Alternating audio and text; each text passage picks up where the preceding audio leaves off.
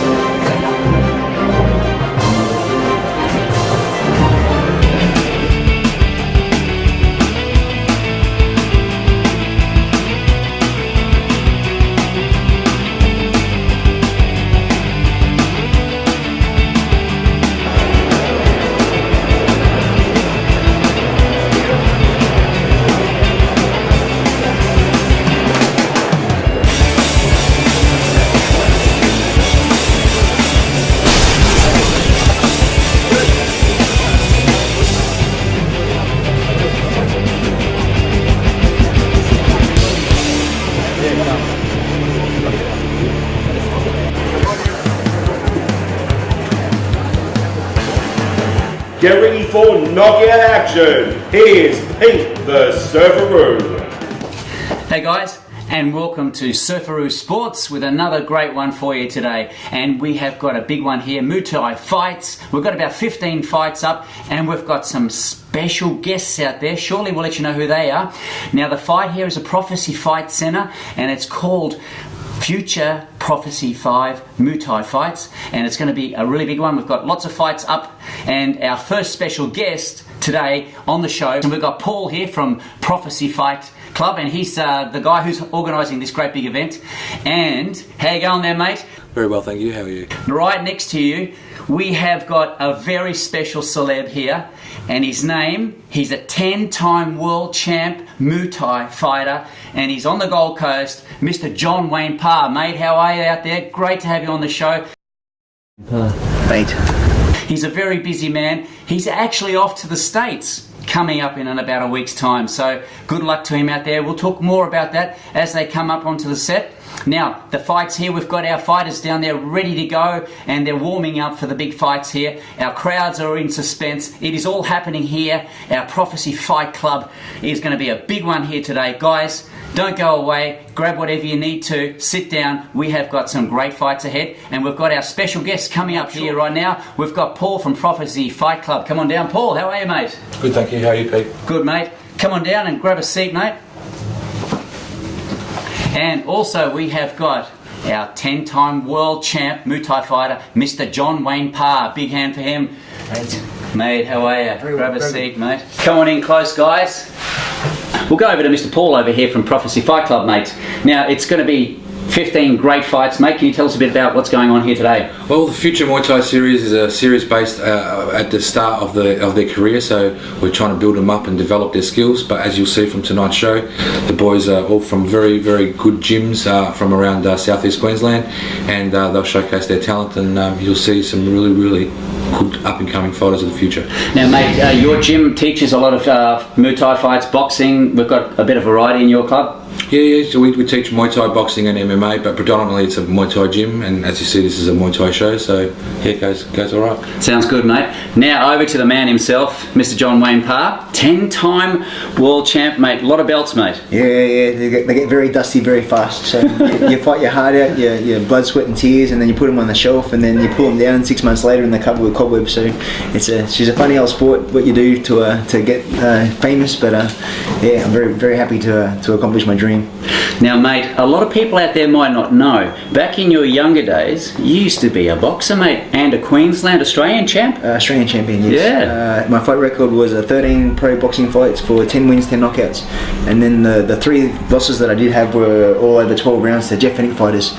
So Jeff Fennick was my Achilles heel. He seemed to have the answer for my game plan. So yeah, a bit of a bummer, but that's all good.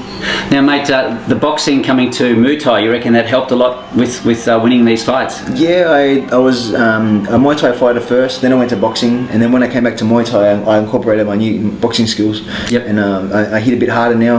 I have a bit more angles, a bit more aggression, better defense, a bit more head movement. So the two sports complement each other very well. Gone as far as you have, being an Aussie fighter from the Gold Coast, mate. Where has it taken you around the world for fights and training? You've been training overseas as well in some far distant Asian places to get all the secrets and learn these trades, mate. Yeah, I was living in Bangkok for 5 years, and then I've fought in Japan 16 times, and I've been all over Europe. Yeah, there's too many countries to name. It's just it gets crazy, but I've been very fortunate to see the world for free. I've gone through 2 passports, all for free as well, from promoters flying me to different states and different countries. So it's pretty awesome. You get to in Australia, not many people will know what's going on, but then you go overseas and you get to be a superstar for like 4 or 5 days, and then you live the limelight, and then you're doing signatures, getting photos, and you jump back on the plane, you come back to Australia, and you go back to being just everyday Joe on the street, which is good because then no one hassles you. There's no dramas. You can just cruise down the street without people hassling you. So I really like being anonymous and not knowing, because I'd hate to be that like George St. Pierre or something where you can't even go to the shops or dinner without being harassed. So it's good and it's bad. I don't have his bank account, but so yeah. Ultimate fighter. Yeah, I was gonna apply to enter to the reality TV show house, but they had a minimum 5-fight requirement for MMA, and which I do not have. So they unfortunately they turned me down. But the good news is I've been offered a training gig in Canada, training George St. Pierre for 2 weeks, which I leave for in next weekend. So I'm very excited to be hanging out with George. Hopefully we become new besties, and if everything goes well and he happens to win the knockout against Johnny Hendricks, then there's a slight chance that'll help raise my profile and get me more training gigs overseas. That sounds really good. Now we're going to get into a fight shortly. I've just got to ask you this one, mate. You've got your own gym. Yep. Now you've got your wife, Angie. Now she's a pretty well-known fighter too, mate. Yeah, we met in Las Vegas. She was already a 2-time world champion back then.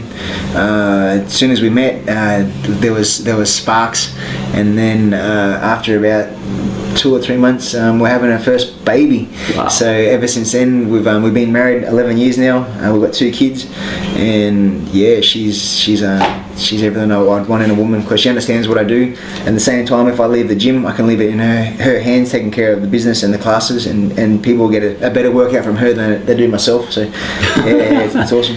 As we can see, mate, she does a lot of the training there too with the squad. She's a good ambassador for female fights in not only Australia, but I think worldwide. She's very clever when it comes to promotions, to networking, and the sport in general. She's a good asset. You've just recently had a cage put in your gym too, so you know you've upped one now, because cage fighting is sort of overtaking boxing and Muay Thai and all that sort of stuff, and hopefully we're going to see John Wayne Parr maybe in the cage. Yeah, well, we've had 3 promotions so far. I've headlined 2 of them. So it's a hybrid of the MMA and the Muay Thai mixed together. I believe MMA is like so popular now, but I think a lot of general people, they want to see just pure stand-up. So I've taken away the wrestling element and the ground and just made it Muay Thai rules but MMA gloves. So it's very violent, and it's a different violence. It's non-stop action from the opening bell to the last. And yeah, the doing it myself. So I'm not a hypocrite. I'm not promoting that something that I don't believe in. I'm actually fighting it as well. And the main reason I'm doing it is purely for my entertainment. I want to do this. So I copped a lot of flack when I first started, but now it's funny that all these other promoters are starting to come out and say, oh, we want to do Muay Thai in the cage as well. So obviously I've done something right if people are copying. I think that someone copying it is the ultimate compliment. And it's well done, because we're Aussies, mate, and we're leading the way and all original stuff. Mr. Paul, who's our first couple of fighters? Let's get down. We won't keep guys waiting. It is going to happen here today. We've got from the red corner, Stephen from Prophecy. He's fighting Toby from NTG at 80 kilos. Sounds good, mate. Let's go down and meet the guys.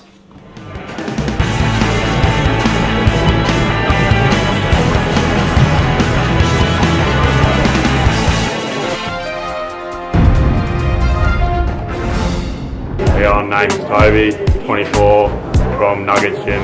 This is the first one.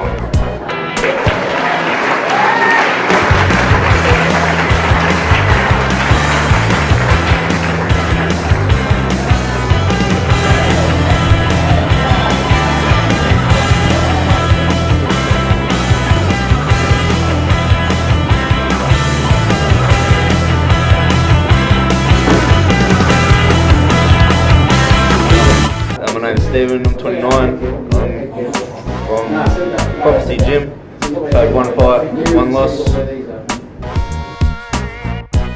opponent, running to this fight on 16 hours notice, weighing in 82 kilos even, fighting out of the Prophecy Gym, Stephen.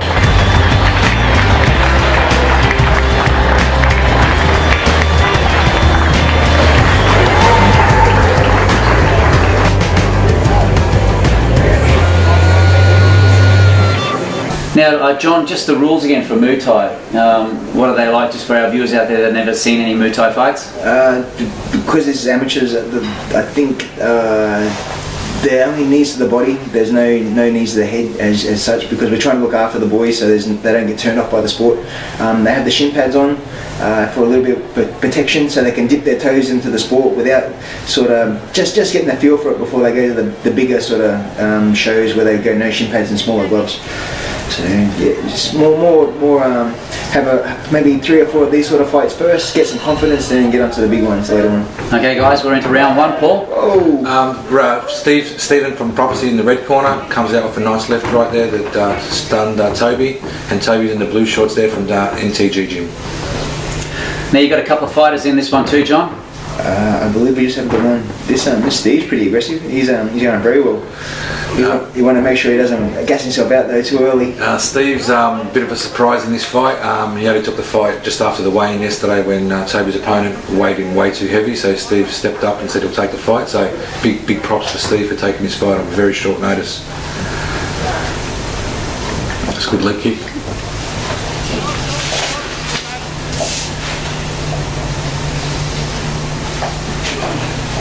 Yeah, I think young Toby want to keep his hands up. He looks like he could be in a bit of strife if Steve keeps coming over the top like that. Mark Saraceno's just breaking them up before they get back into the action. Oh, again, beautiful. You're getting some good shots in there, Paul? Yes, Steve's been very aggressive this round, and he's stamping his authority in this round 1. Now both of these guys have been fighting for quite a while, John? No, they're both very raw. Raw? Yeah, with the shin pads on, they're still very novice. Still in baby stage. And how's it looking for some of our fighters out there, our local guys? We've got some good names that could be up and coming for Muay Thai. Yeah, definitely. The sport in general, the kids having their first and second fight these days, they're bringing to the table is absolutely amazing. You watch them fight and you think they've been fighting for 10 years and it's only their first or second fight. So we've got very good stock coming up. A lot of the older fighters are retiring now and they're passing on their knowledge to the young kids. Whereas before, when I first started, the trainers were half karate or half taekwondo and they were trying to blend sports together. Where now that we have a system, so we're teaching the boys from the very first time they step into the ring the proper Muay Thai instead of a mixed bag of tricks. Way to go, John. Okay, we're just getting the boys refreshed here, our Muay Thai fights here, and of course we're going into our second round. And let's see if we can get some good fights this time, Paul. Yes, round 2. We'll see how it starts off. Steve definitely won that first round from Prophecy. Comes out in the second round for a couple of big leg kicks there. Toby's very wild. He has his hand around his waist and he's not throwing his punches from his guard. He just seems to be swinging, hoping for the best. But, nice left-right round there by Steve. Good check there by Steve. Yeah, Steve's amazing. He's very, very textbook. Everything he's throwing with precision. He's the surgeon. Now for our young chaps here, just starting off in the sport, how many rounds are we looking at? Just 3. Three rounds, yeah. Just 3. You don't want to have a crazy amount of rounds because even 3 2-minute rounds or 3 1.5-minute rounds, it feels like a lifetime when you're in there with someone punching in the face. So time stands still once that bell rings. It feels like you're in there for half an hour. Again, Toby's coming back again. He seems to have Steve in a little bit of trouble there in the clinch. Steve's starting to look a little bit gassed, looks at his corner, looking for a little bit of advice, perhaps. And here comes Toby. And pushing up into the corner, delivering some strong knees. Has Steve gassed out yet? Or is he just playing possum? I think he's playing possum there. He's got the mouth open, the hands are down. Good left hook there by Steve. Oh, that was a good one. By Steve. Now those blows to the head can slow the fighter down, mate, and make him think again. Just more so. Makes the mind foggy. It's reality. Getting hit is a reminder that you're in there to fight and you're not there playing tiddlywinks. It's like, hang on a second, this is very real and this hurts. Now training-wise, John, I've just heard, well I know, one of your younger fellas who used to train, Nathan Carnage. Yes. And the name? Nathan Carnage? Yes, Mr. Corbett. He used to train me for his first 15 fights. He came to me as a 18, 19-year-old, wanting to get into the sport. He had his first 15 fights with me, and he was on a demolition mission. So after one of the fights in Brisbane, we were coming home and we were discussing fight names in the car. Round 3, we're off. Yep. I said, what about the name Carnage? That's got a nice ring to it, Carnage Corbett. He goes, I like it, that's it. From now on, I'm going to be the Carnage. And then, sure enough, from that day onwards, he's now world renowned as the Carnage Corbett. So I'm very happy that finally one of my fight names has come off instead of the other crappy ones that I've thought of over the years. Mate, everything you touch turns to gold, mate. Not really. All right. I used to call myself Wayne Wonder Kid for a while. Now the shit house. Yeah, back to the fight there, Paul, and we're looking pretty good, getting a bit tight. Both boys are gassing out a little bit, but they're both putting in hard and they're trying their best. Toby's got a big ticker. He's not taking a backward step. He wants it. But to Steve's credit, taking it on only 12 hours notice, 24 hours notice. So he's having a crack, but he looks gassed. I think Toby can sense that he's tired and he's going in for the kill. Good front kick there by Toby. That's it, they tie out. Well, he goes for the takedown and doesn't quite get it. Now, what's the first signs of exhaustion out there? Hanging on to the fighter or what? Oh, big breaths. Big breaths. Big breaths. Facial expressions. It's all about the poker face. You can't show your opponent that you're tired. You have to pretend that you're Superman. Otherwise, they're going to feed off it. And then the more they feed off it, the more hurt you get. So see, Toby's got his hands on his hips. That's never good. Don't do that. So no giveaways out in the fight. Exactly. What a cracker. That was a good fight. I reckon. Who do we reckon, guys? Toby might have just nicked it. I just think Steve might have gassed halfway through. I think Steve did enough early. But it was very close. I think Steve did enough early to get that decision. Okay, we're just waiting for our decision down there. But I mean, it was a pretty good fight for both guys. Yeah, Steve coming out rocking in the first round and halfway through the second, and just seemed to get a little bit tired in the second. So we'll see what the judges think. Okay, John, we're going down to our centre ring to find out who has done the deed. With a great Dave Vella as the MC tonight.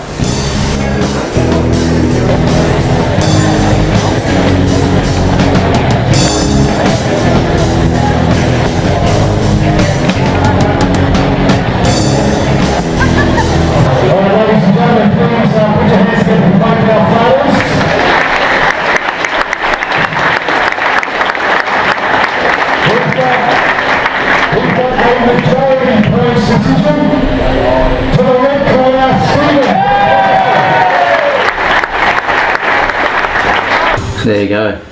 Red corner. Yeah, he did enough. He did enough in the second round to convince the judges that he did enough. So congratulations to Steve. Good fight, mate. And I hope to see you in the ring shortly.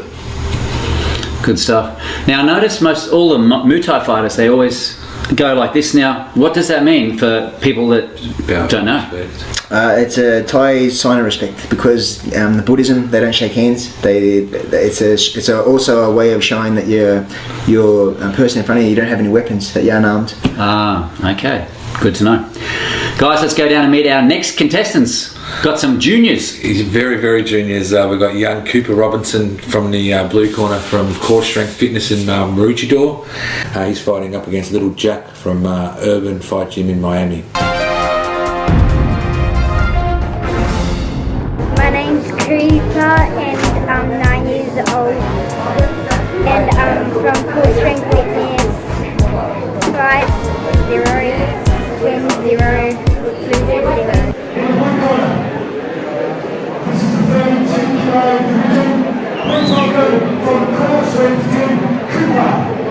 Now, talking about juniors fighting, John, one of your juniors is in there already doing it too. Yeah, I have my daughter. She was 8 years old when she had her first fight. A little bit of a controversy happened afterwards with the media sort of having a bit of a backlash for they had a bit of a pick on John Wayne week.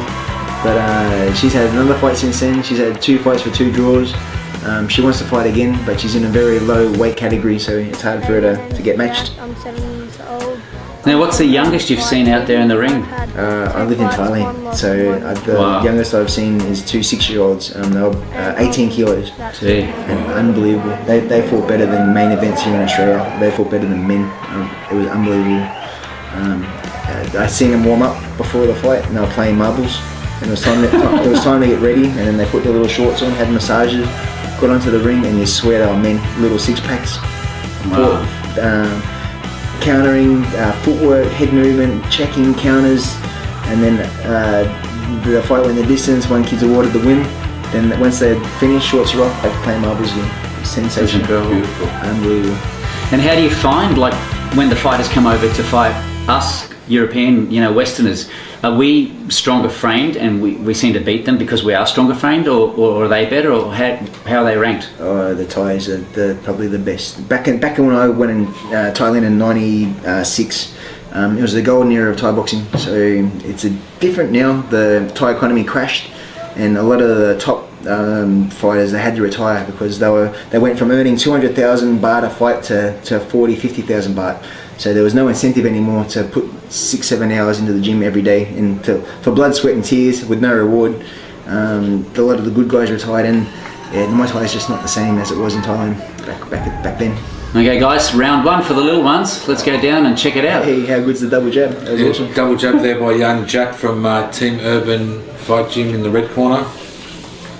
Little Coopers in the beige trunks. They're both wearing head guards and shin guards to show the protection because they're young kids, probably about 9 years old, having their first fight. They're a whopping 31 kilos. Little Jack there showing good technique with front kick, round kick. Beautiful. Now for these little fellas, we're still looking at 3 rounds and same time in the ring as well? Yeah, yes. Probably a bit less, it'd be 3 1.5 minute rounds instead of the 3 2-minute rounds, just to knock it back a bit.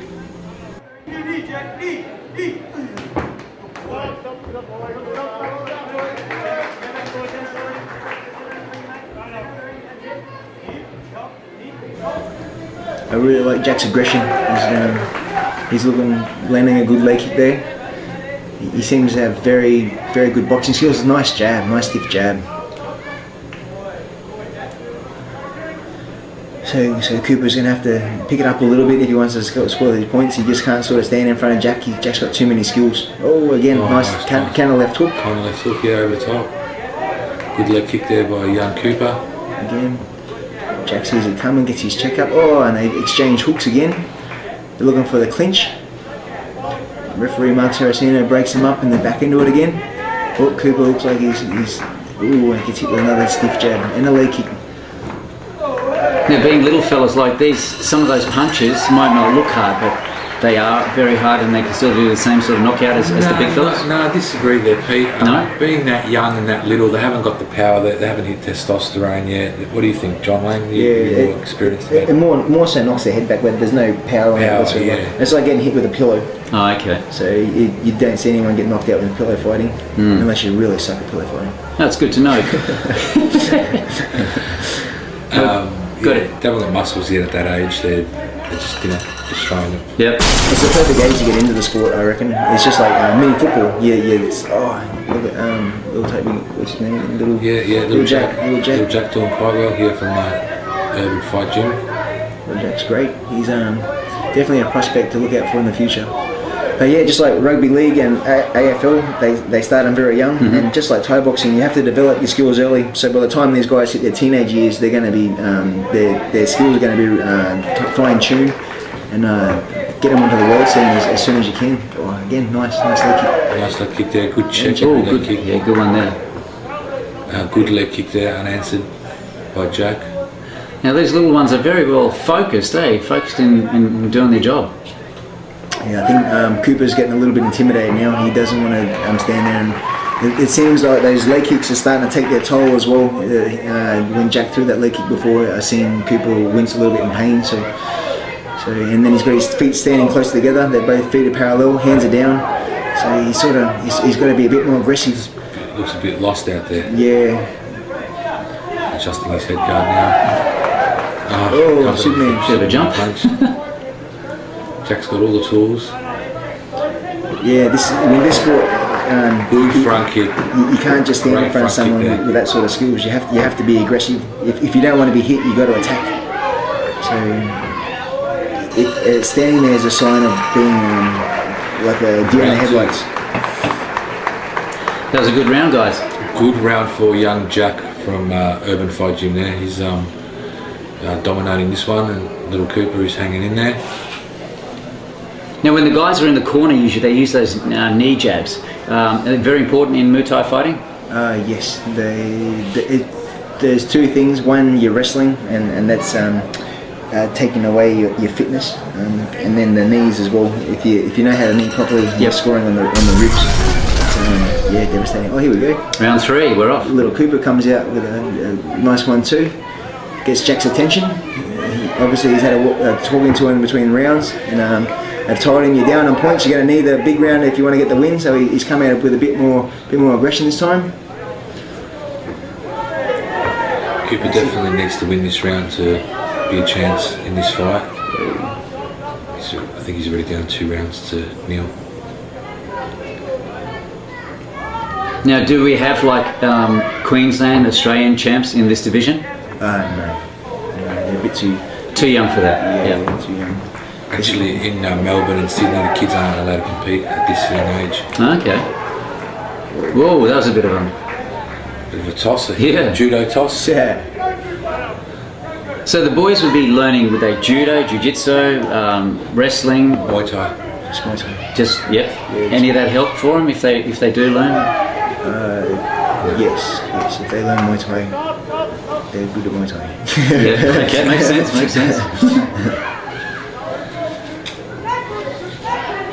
Again. Yeah, young Jack's. He's just got dumped there. Get taken down there by young Cooper. All points on that one? Yeah, Cooper's not giving up. He's not winning, but at the same time, he's not making it easy for Jack. So it's good. They're competing, and that's what they're here for. End of the day, doesn't matter if you win, lose, or draw. As long as you give it the best that you can, you go home with your head held high. Then you know that you've given 100%.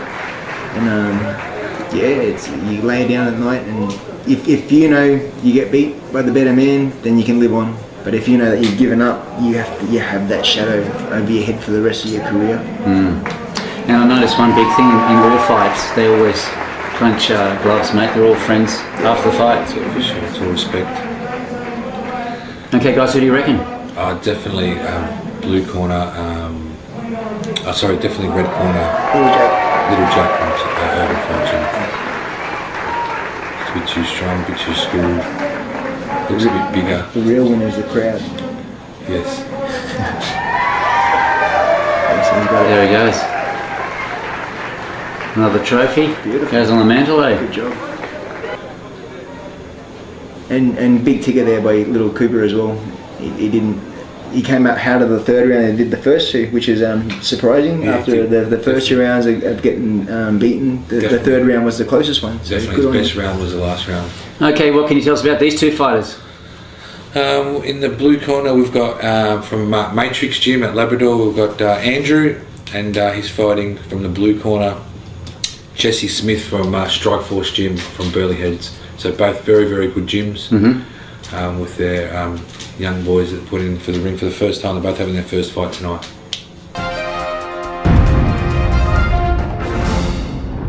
Jesse Smith, 19, from Palm Beach. I've had 1 win, 1 loss.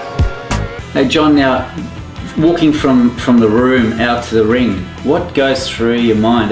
Is it just one thing, I've got to win? Are you focused, or what goes through? I always wonder what does go through your brain. And don't trip over. don't fall over the ropes. I've done it once, and as I fell over the top rope, I landed straight on my face, and the whole crowd started laughing. It's like, damn. So it gives you more incentive to win then. My name is Andrew, fighting out of Matrix Gym, 26, from Ireland. No fights, my first fight, so looking forward to it. And then as a fighter too, it's your time to shine. From the change room to the ring, there's your 60 seconds to get the crowd's attention. So you got your song playing, all eyes are on you. They're looking at your shorts that you've worn. You're looking at your haircut. So you can. A lot of people have the fight face on, focus face on. Other people's big smiles and enjoy it. Some people will dance out. So each the individual. But for that 60 seconds.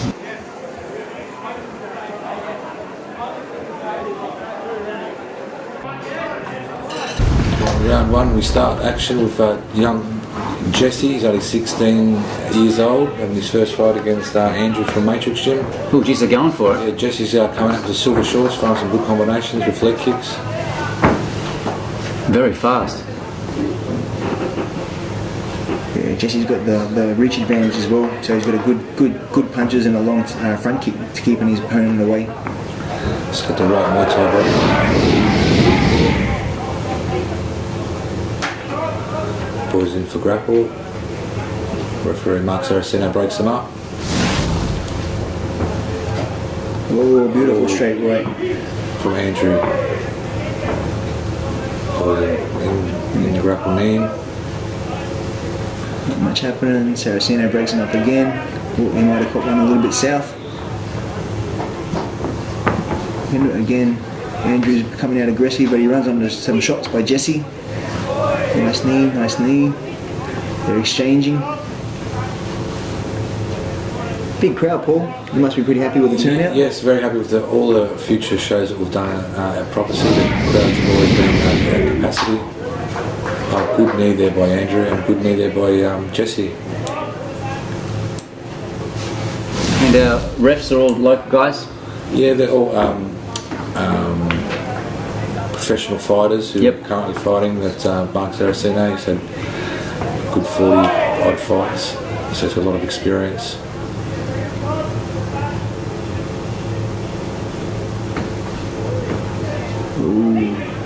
Again, exchanging punches, exchanging knees. Both boys want it. Very entertaining fight, this one. Yeah, very good quality. Good matchup. Good matchup. It's the end of round one, and geez, that was a really good round. Really good round. Give that one a 10-10, John Wayne? Yeah, slightly Jesse. Jesse. Even though there's nothing in it, I think Jesse just that little bit more. Round two, we're off again. Oh, nice. Oh, jeez.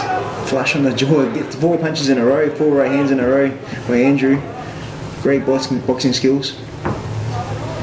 Jesse's moving around, clearing his head a little bit before he comes back in. Uses good defence. Just keeping Andrew on the outside. Again, they're exchanging. Oh! Big right hand rocked there. him. That was solid. Again, that right hand seems to have found its home by Andrew. Every time he lets it go, it finds Jesse's chin. Good aggression by Andrew. That's what you need. You can't stay on the outside with someone so tall. Again, there's punches. Again, he's looking for that right hand. He wants to go home early tonight. He sure does. Jesse ties him up and goes for the grapple. Trying to stay in close to get away from them bombing hands of Andrews. I think the boys are getting a bit tired. A little bit, but they want it. So sometimes, again that right hand lands flush. An uppercut, and the right hand again. Andrew from Matrix shows some good boxing skills here, John Wayne. Yeah, this is awesome. This is really good. This is really good. Again, flush. Ties him again. Right hand, left hook.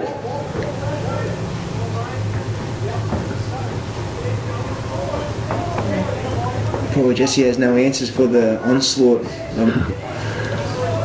He comes back with a few punches of his own.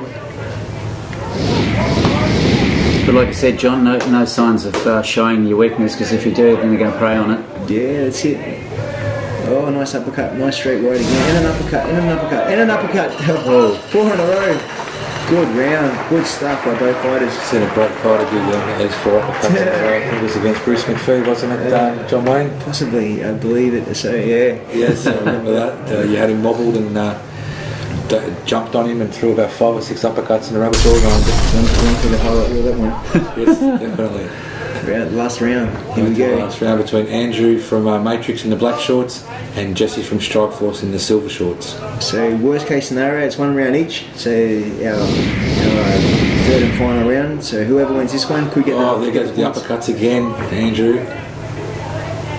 Andrew's so solid, just coming through in non-stop attacks. Pull it back centre ring, get him away from those ropes so they don't get tangled up. Good knee there by Andrew this time on the inside.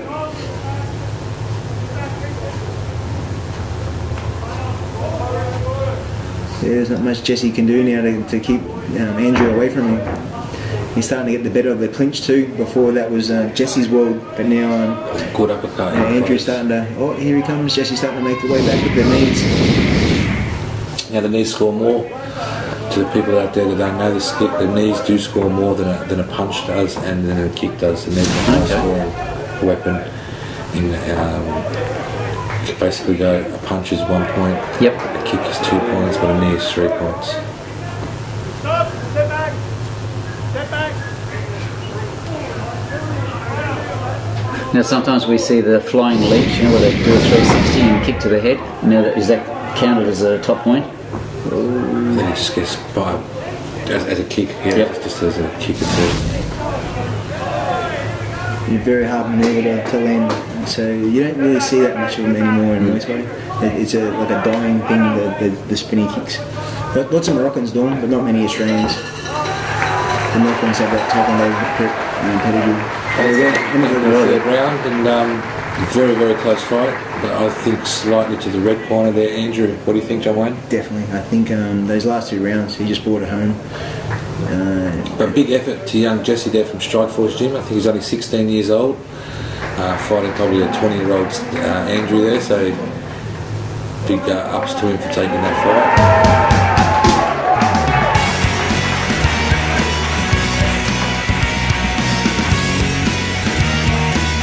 Another great fight here on your cards, mate. Yes, all good matchups so far.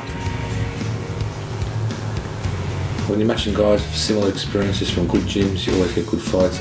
We're stepping up to the big boys here. Now this is old Gary Rose from Bloodshed Gym.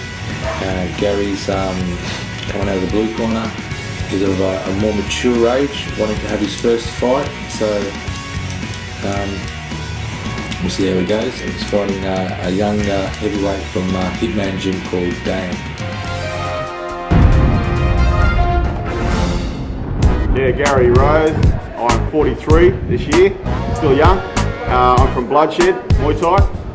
0 fights, 0-0. I'm here to rumble. First one, yeehaw. From the Bloodshed Gym, please welcome Gary.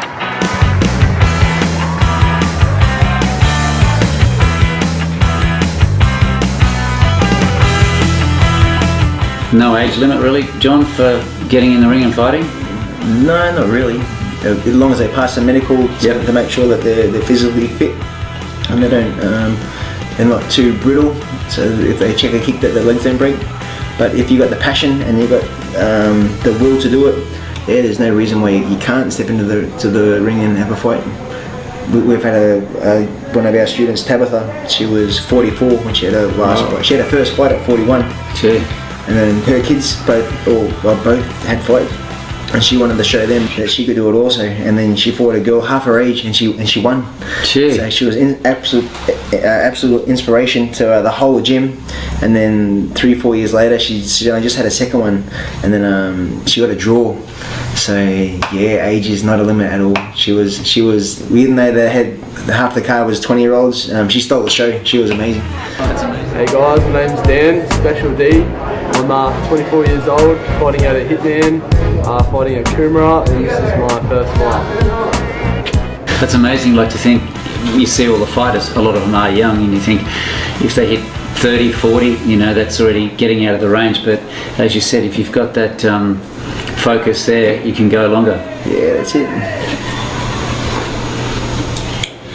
This time our referee's current world champion from Iron Fist Gym is Michael Tomahawk Thompson. Okay. So Michael's, because these shows are breeding new fighters, we're trying to breed new referees and judges into the sport, so it's probably his first fight that he's ever refereed, so we're throwing him in the deep end here, refereeing the big boys. And John, it's good to get out there and be a ref as well. Yeah, it's the best seat in the house. You get to control the action. Yeah, there's a little bit of pressure because you don't want to make a mistake and call the fight off too early, or do both fighters justice. Okay, we're into round one, guys, and the boys are really going for it. A lot of leather being thrown here from the big lads, both wearing black shorts. Dan's the taller of the two, from the blue corner, from Hitman Gym. Got him in the grapple. Good left hook there by Dan. Yeah, he's definitely using his range a lot better. Using his front kick, using his round kick, using his jab. Oh, he looks like he's hurting with those 2 punches. He's got a good jab, nice stiff jab, and that left hook. Good leg kick there by Dan. Special D, I got told to call him, so we'll call him Special D. Special D, eh? Special Dan. Yeah. Oh, good glazing right hand there from Gary. Gary throws a big overhand right. Gets caught for left right. Now the crowd's really focused in on the fight. Heavyweights are always good to watch. Yeah, I think someone of Gary's age too is going to draw a lot of attention to see if he can do it or not. Nothing worse than seeing a lamb to the slaughter. So but it looks like Gary's here to fight. He's not going to lay down. There's a lot of guys in the last few shows that have been of a mature age that want to fight. I think it's all got to do with that bloody bucket list. Yeah. They want to have this 1 or 2 fights before they hit the age of 50. It's on their bucket list to do, and I'm sure Gary's had this on his bucket list and he can tick this off after today. He's doing quite well. Big left right there by Gary. Some good punches. Good body shot by Dan. Oh, Gary's just walking through stuff now. Dan hasn't got, Gary hasn't got Dan's respect yet. He's just walking through shots, trying to land his own.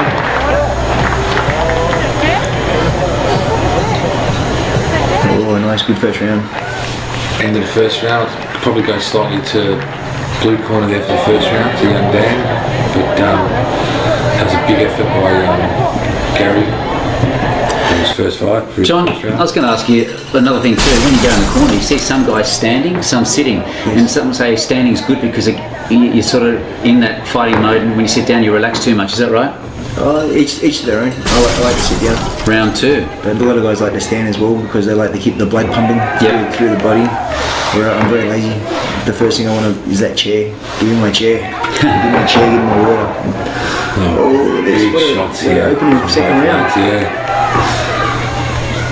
Looking for the big one. He's lining him up. Big right leg kick, right head kick there by Dan. And just walking forward, throwing punches. He's giving it all he's got. Looking for the Hail Mary. A little bit of a mouse in the Gary's eye there. Oh, again. Sort of a flying karate kick there. Yeah. He's been watching Miyagi. That's it. Straight back. Check. Gets hit with some shots and comes straight back. What's Dan got to do to stop this bloke? And Dan's got to use his range, got to use his front kick, just keep him at a distance, just use his height. Can't let him get in. Nice front kick. Big Dan looks like he might be a little bit gassed. He's starting to show those signs with the mouth open, big breasts. Protecting him, but he's still landing a nice leg kick. And again, this time Gary checks it. Good front kick there by Dan. Using his reach advantage. Doesn't want to let Gary come inside and bomb him with the big right hands. And a nice right hand at the jaw. Big bowling right hand there by Gary, which missed the mark. That looks like the Shane Warne flipper. Yes. Playing a big overhand right. And John, how does a ref know when to sort of call it quits for the fighter if he's sort of getting hammered out there? You'll see referees there to protect him. So he knows pretty well, like when he's flustered and... one guy will be on top of him non-stop punching, and the other guy can't protect himself, and so he's going to get seriously hurt. The referee will start jumping and give him an 8 count. Depending on the rules. Some rules have no standing 8 count, so if the guy's not protecting himself and he's getting hit repeatedly, you'll just stop the fight on the spot. Which this is what happens in the MMA, like you see in the UFC, there's no standing 8 count, so when one guy's dominating the other guy, there's no giving him an 8 count, the referee jumps in and waves it off. There's no 8 count. The 8 counts are designed to give the fighter a chance to recover. And so there's definitely 8 counts in Muay Thai. Okay, we're back into our next round here. So third and final round, Gary starts off with his special karate kick. Good right leg kick there by Dan again. He looks like he's in a world of pain. Gary. Nice left hook by there, Gary, bro. Again, Dan's just too technical. Landing shots at will, front kicks, round kicks, punches. That one hurt. That one could have wounded him. He's taking a knee. That's an 8 count right there. Mr. Tomahawk applies a count. Is he going to recover from this one? I don't think he can. Oh, look out. Yep, he's up for some more. Some more punishment. Hey. Gary showing age is no limit here. He's got a massive heart, this Gary Rose from Bloodshed.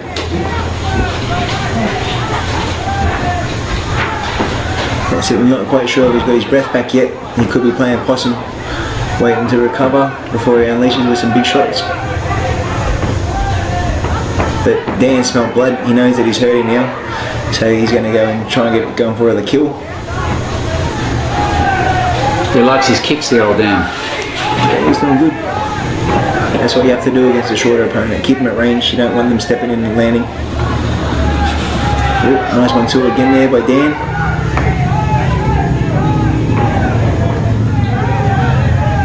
And the bell's going to go very shortly.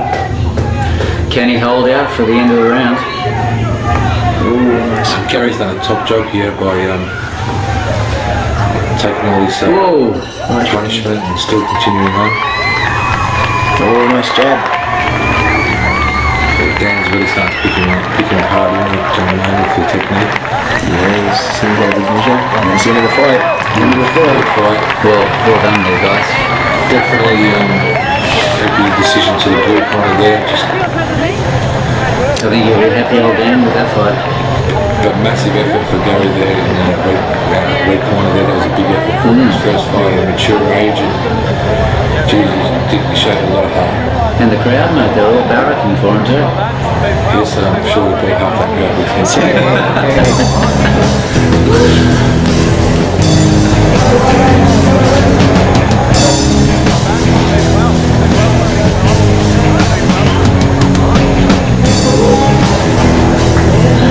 These events, mate, you always get a very good crowd that turn up for the fights, mate.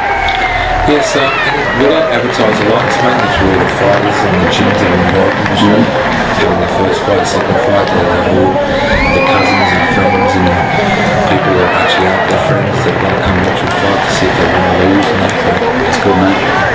There you go, we're our champ. Yeah, it's definitely a decision there to the decision to the blue corner, young Dan. A big effort there by Gary. It's a funny thing, you might have lost, but at the same time, once you get that taste, once you've experienced that adrenaline, yeah, it's very hard to not have another one because it's very addictive. Well, for the first time tonight, the fight we've got coming up, both boys have had one fight. Brent from the Strike Force Gym, he's had one fight, and Keegan from Prophecy Gym's had one fight. They're 78 kilos, so we'll see how they go. My name's Brent Johnston, I'm 28, from Strike Force Gym. I've had 3 losses, fought a long time ago, and trying to get back into it, and yeah, loving it. Cheers. 77.15 kilos, fighting over Strike Force Gym in the blue corner.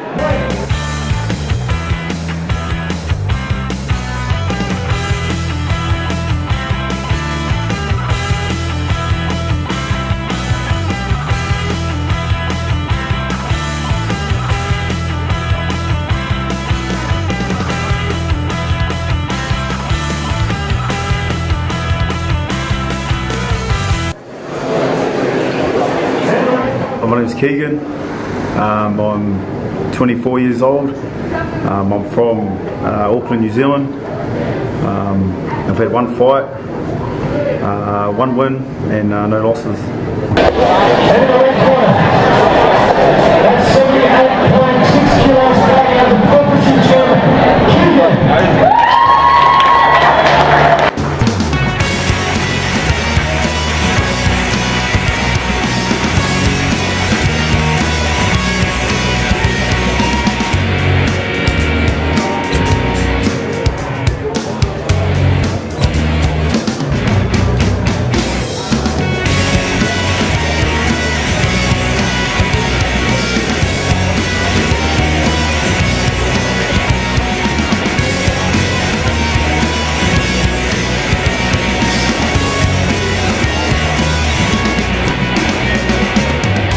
Fight number 5, we've got Brent from Strike Force Gym in the blue corner versus Keegan from the red corner from Prophecy Fight Centre.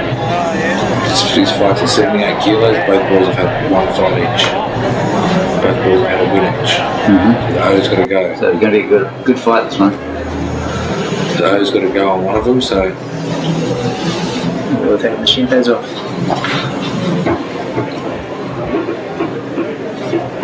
So the first fight tonight, they're fighting with no shin guards. Here we go into round 1. Nice inside leg kick there by Keegan. Good front kick by Brent. Good left body kick by Brent. Good knee by Brent. Keegan's bombing the hands. Yeah, Brent's showing plenty of aggression. He walks into a jab though.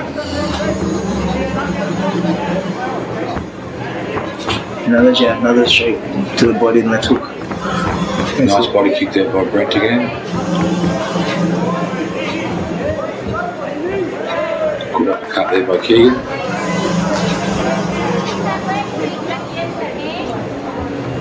Started this fight at a good pace, John Wayne. Yeah, this was a cracker. John, I noticed in this fight we're doing quite a lot of boxing. Yes. Sometimes you might learn. Big left hook there by Keegan, and a good solid jab by Keegan. Nice body kick.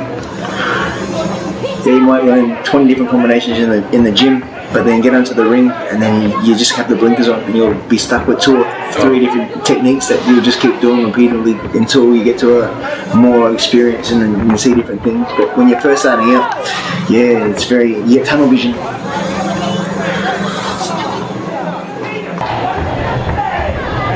Oh, nice jab. Oh, right hand, I should say. As Keegan was running towards him. Trying to land that big leg kick. Beautiful body kick there. Good left body kick there by Brent. Nice, he's doing the body kicks beautifully, picking his shots. Both sides, left and right. Oh, he's got it in the corner. Oh, nice. Big solid punches there by Keegan from Prophecy Fight Centre. Good left kick there by Keegan, good knee by Brent. She said back with the jab. Nice first round. Into the first round. How'd you see that, John Wayne? I think I'd have to give it to the blue corner from Brent. Young Brent. Yeah, he looked like he was landing the more technical shots. Yeah, I was going to say that. Whereas Keegan was more bombing. Rushing in.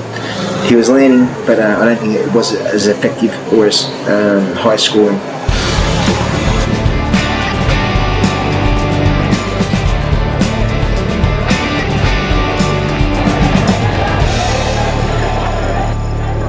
Here we go for the start of the second round between Keegan and Brent. Good inside leg kick by Keegan. Round 2. Yeah, beautiful body kicks. Beautiful body kicks there by Brent from Strikeforce in the blue corner. And again. He's comfortable to throw his legs from both sides. He's not favouring the leg. Looks like he has power on both sides.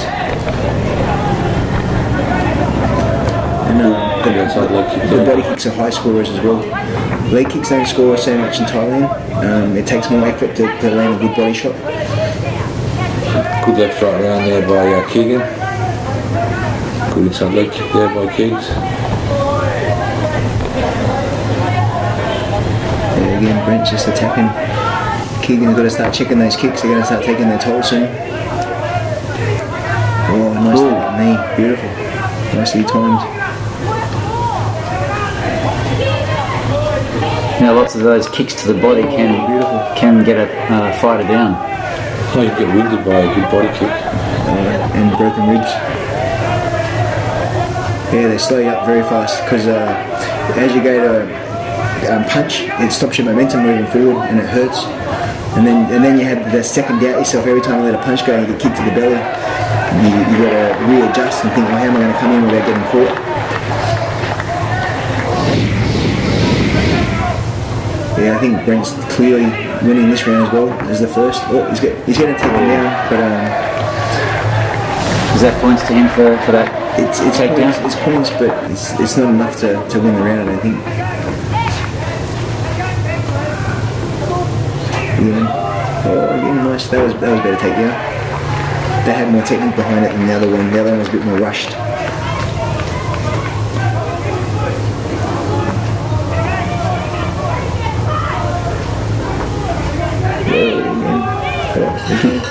Very aggressive fight, this one. End of the second. In the second round, probably once again in the same way, John Wayne to the blue corner. Yes, I think Brent is doing enough. John, being a trainer or a coach in the corner with one of your fighters, what sort of goes through their brain, and what sort of do you tell them to get more focused?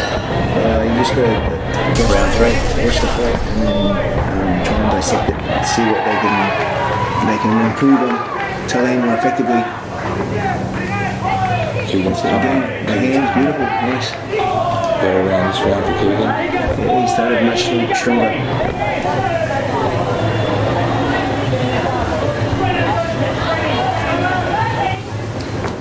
Just misses with the knee. Both boys exchange their hooks. Again, beautiful leg kick there by Brent. Oh, nice. Keegan checks it and explodes straight into the punch. Oh, nice. Beautiful. Keegan left right.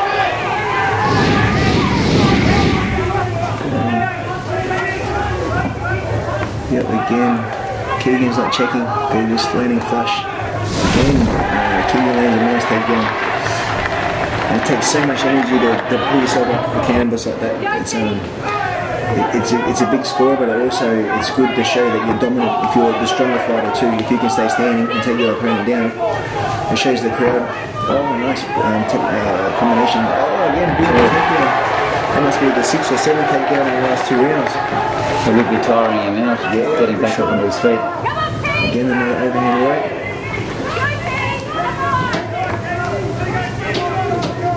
He looks like he's slowing down a little bit. Ooh, just misses with that overhand bomb again. Oh, nice knee by Brent. Oh, tangled up in the ropes. Boys are back into it. Michael Tomahawk signals the fight back on. And then back in again. Oh, another one down. Oh, the fight's still going. Keegan was a little bit of a break in the corner. Oh, what a fight. That was good. That was very entertaining. That was one of your good fights there, mate. Yeah, well, it's the first fight we've had tonight.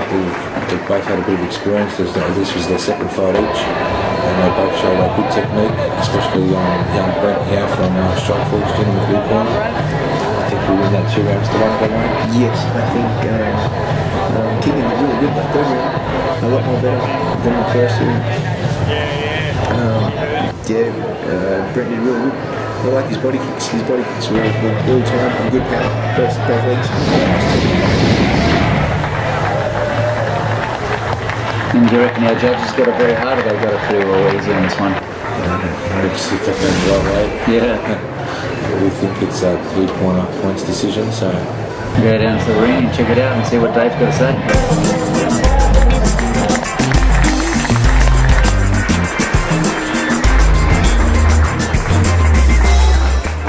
We got the judges' scorecards, ladies and gentlemen. This is Judge Sue.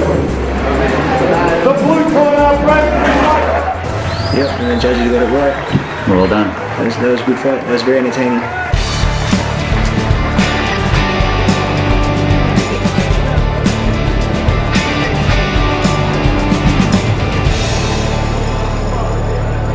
Okay, we're moving up the line there now, guys. And Paul, we got some. yeah, we're up to fight number 6. Yep. And again, these boys have had a couple of fights each. We've got Eddie from Matrix out of the red corner versus Aaron from Broad Beach Muay Thai out of the blue corner.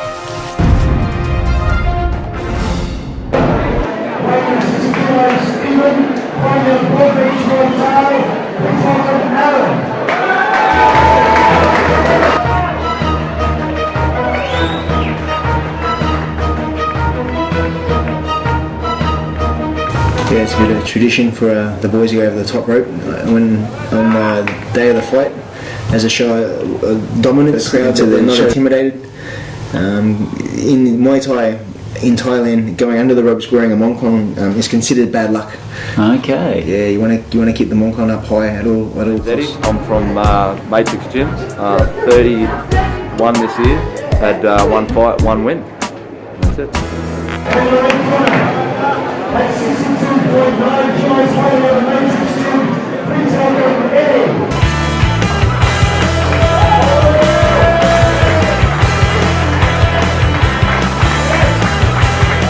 And what's our fighter just doing at the moment with the gloves? Is that like a prayer or? Yeah, just a little bit of prayer. I think Paul Briggs might have done it 15 odd years ago, and then a lot of fighters for some reason have copied it, and they've made it a part of. They believe it's some sort of tradition, but yeah, it's funny. People get certain ways and have what's the word I'm looking for? Certain rituals that they believe in. Yep. Some people do it, some people don't. And the piece they wear around their head, explain that to us, John. That's the Molcon. It's usually owned by the gym.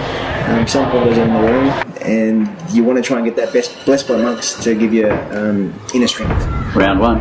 To give you protection while you're fighting. Good information there, John. Yeah, it's always. I've had one that I made myself, but yeah, we'll get back into the fight. And both boys are a bit lighter weight and usually bring in a lot faster tempo of a fight, and they're a bit more skinnier. They both started like a house on fire here with Aaron with the black shorts and Eddie in the white shorts. Eddie lands a nice outside leg kick. Whoa! Just throws into the canvas.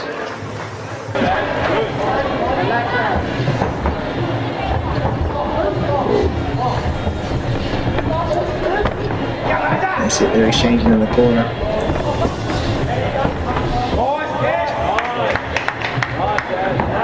Good check there by Eddie.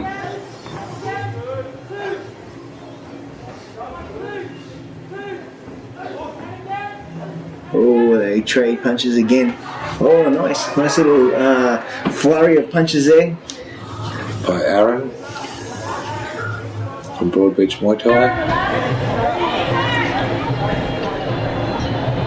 So Thompson separates them so they can get back into it again, making it a bit more cleaner. Both boys very nice outside leg kicks. Oh, beautiful body jumping kick. Good body kick there by Aaron. Eddie keeps stalking now, moving forward. Just like a zombie. Aaron might have burned up a little bit nervous energy a little bit early. He looks a little bit tired already, and it's only the first round. Although he did just land a nice solid right hand. Left right there. Oh, he's retreating. He's in the corner. Michael Tomahawk has a step in. Yeah, going to give an 8 count here. Might be an early fight, guys. Possibly. If is it Eddie? Aaron's the one that's getting the 8 count. Yeah, Eddie's he's smelling blood now. Is he going to pounce? We'll see. Back to the corners. Ooh, so by the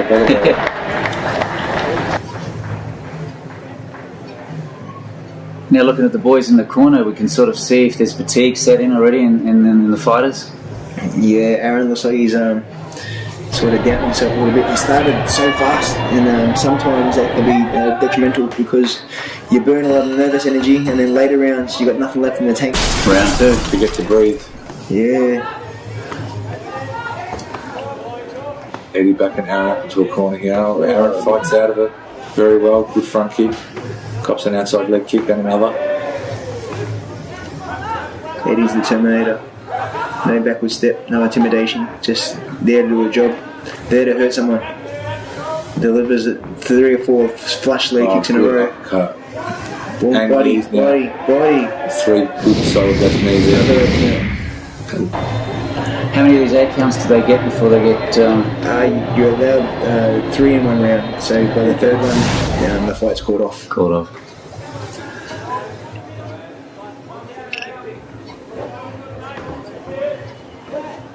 Yeah, I think Paul Aaron's might be a little bit out of his league on this one. There doesn't seem nothing he can do to make Eddie step back. But like you said, John, he's not going to give up. No. He's here to fight, and in front of such a big crowd too. It's rather embarrassing to just lay down and give up. So you have no option but to fight onwards.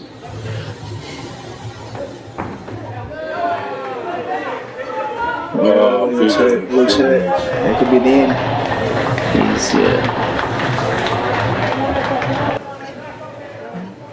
think he's going to wave it away. I think this is a good spot for him to wave it away on the ground, eh? Yeah, that's it. It's all over.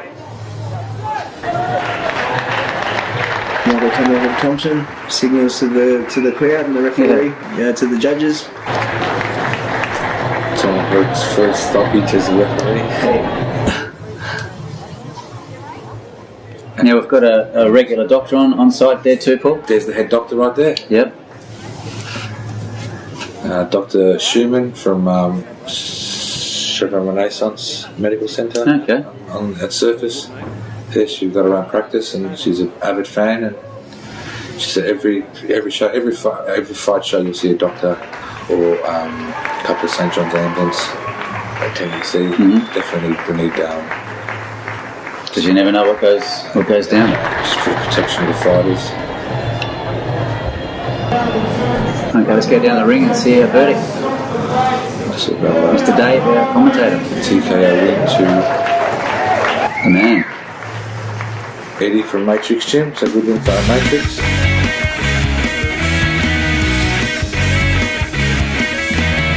Another good fight there, John. Yeah, very entertaining.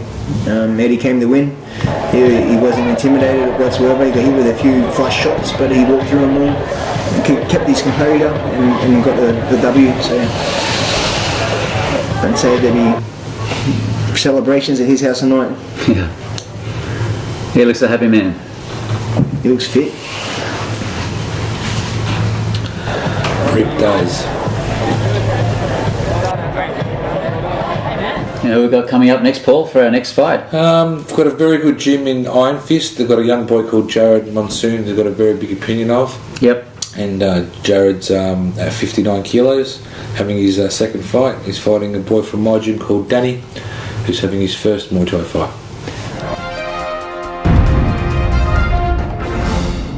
Jared Mason, I'm 19 years old. I'm from Shayla Park in Brizzy. I've had 1 fight, 1 win, and 0 losses.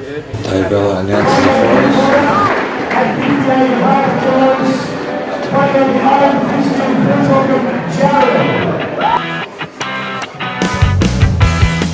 Jared's actually in Thailand at the moment. After his fight, he flew to Thailand and fought a guy the other day with 50 fights apparently, and he won, so he's doing really well in Thailand. You go over there with him, Paul? Yeah, not with certain fighters. Yeah, yep. I just came back from a week in Thailand.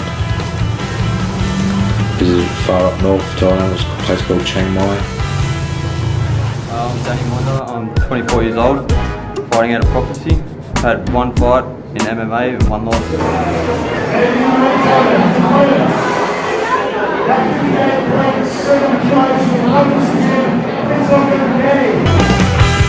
How are the Australians sort of treated over in Thailand, as in far as Muay Thai fighting? Very good. The Westerners picked up all the gyms now. Once upon a time when I was there in the 90s, it was very rare for a Thai camp to accept foreigners because they didn't want to show us their secrets. Right. But now it's all about the money.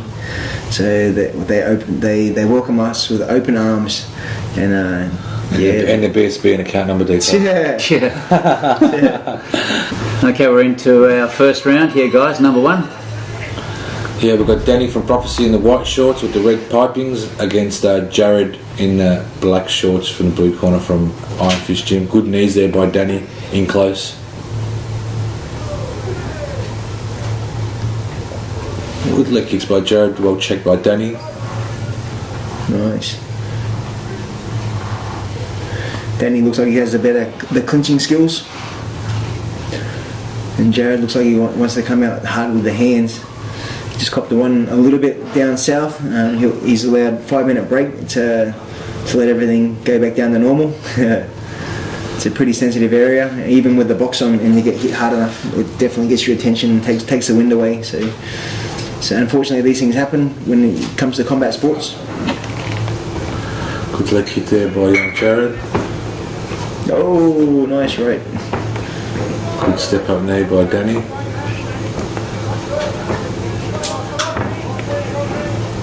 This is looking like a good fight. It's got lots of fists and a lot of leg work happening. Oh, again, they exchange punches.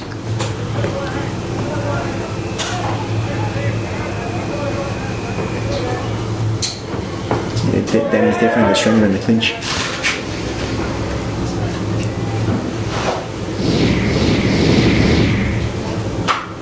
Good outside leg kick there by Danny. Oh, let's go with a nice combination, pushing him back into the corner.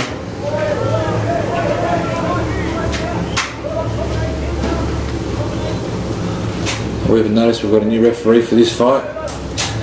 This is Mighty Mouse himself. I call him Mighty Mouse because he fights at 54 kilos. It's Aaron Lee. Aaron TS2 Lee. He's had over 60 fights. He's one of the more experienced fighters. Good man to have in the ring, mate. Yes, and he's nice small, so he's not very big in the ring, so he won't obstruct the spectator's view.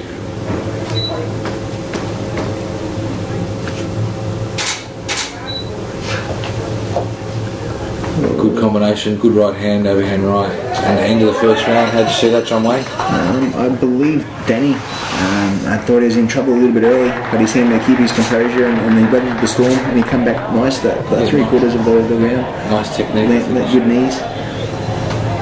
Knees again being the bigger scorer. Jared's a little bit erratic with his techniques, a little bit crazy with the hands trying to land the big bombs. So this is an interesting fight because if Jared can land, anything could possibly happen. So we'll wait and see. Now, John, getting kicked between the legs there can sort of change the fight. Yes, it hurts a lot. And then if you're allowed 5 minutes to recover, but because there's so many people there, you tend to want to hurry things along. So you might only be half recovered, and you'll tell the referee you're good, but deep down, everything could be black and blue down there. So, and then it takes your mind off the game too. You're not only worried about your opponent, but you're worried about the pain that your body's letting you know that you're going through it. Round 2, guys. It's going to be a good one. Again, Jared comes out with that sense of urgency, very aggressive.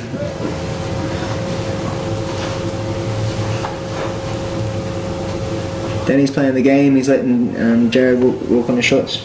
Jared. Well, again, he's going down south. Didn't look that south, that one. I think a few more of those and he's going to take his toll. Yeah. If he keeps getting hit down low, his opponent will get a warning, and then if he does it again, the fight could be called off and he loses by disqualification. So you have to be very careful to abide by the rules, making sure your knees are in the scoring area. Oh, again.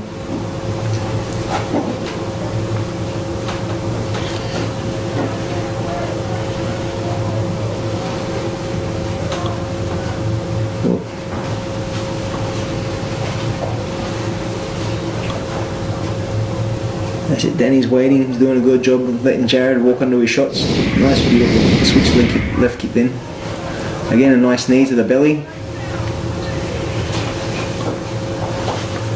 Mr. Aaron Lee breaks him up, and then back into it again.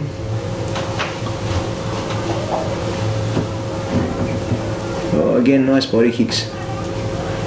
Danny's doing a great job. Again, it's 3 or 4 in a row now. Oh, they stand there and trade. Oh. They're not afraid to bang.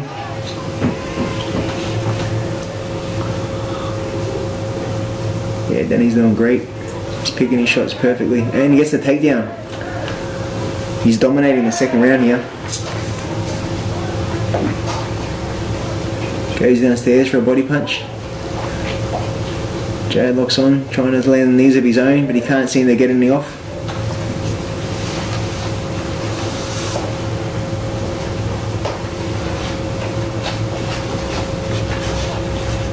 Yeah, and you see the different body language of the fighters too. Yeah, I noticed the gloves up for one and the other one's dropping the gloves a bit, mate. Danny's more confident now, he's walking forward a lot more, and Jared tends to be retreating. So that's usually a sign that he's either hurt or starting to doubt himself. And they're the sort of things the judges looking at as well. Who's aggressive, who's usually going to win the round as well.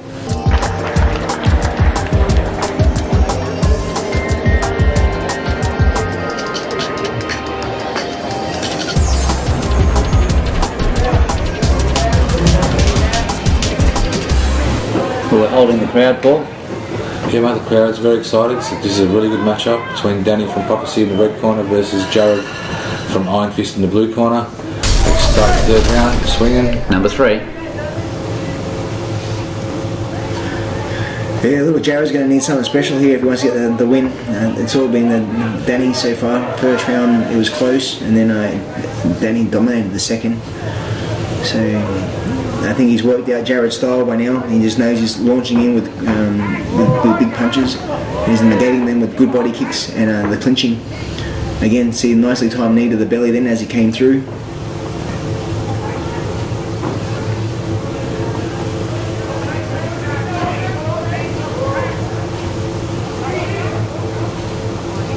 It gets a little bit messy. Lee breaks him up. Yeah, see how Danny's coming forward now. He knows he's going to win, so he's a lot more aggressive, a lot more confident. Another knee. Once you've got that confidence, I think keeping it up, it's going to throw the other guy another one in the knee. I think, did he just wave it off then? I can see the pain in his face. Did he just wave the fight? No. Still going? Still going. Couldn't quite see with that angle. Yeah, Ref got a bit of a smile on his face. Yeah, it's a rough night at the office. It's been hitting the nether regions. Now we're off again.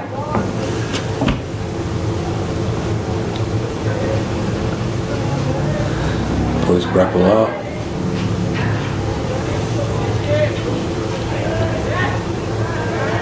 Again, Danny coming forward, looking for the big shot. Going downstairs, coming back upstairs with the left hook. Gets caught up in the ropes and falls down.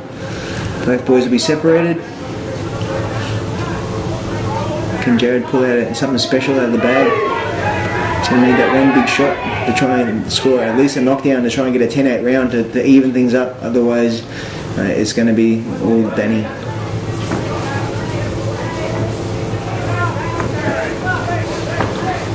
I think it's a lot of accumulation there by Danny as well. He's throwing his shots in 4s and 5s. Jared's throwing the singles and missing.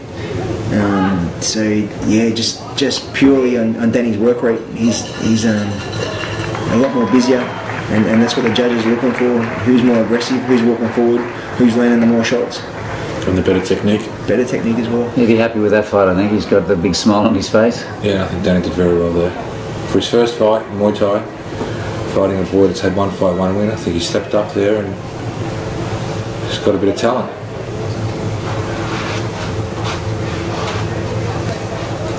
That's it. Referee TS2 brings him into the centre ring.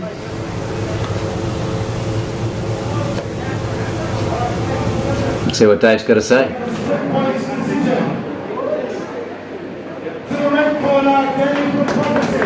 There he is, the winner. Happy man.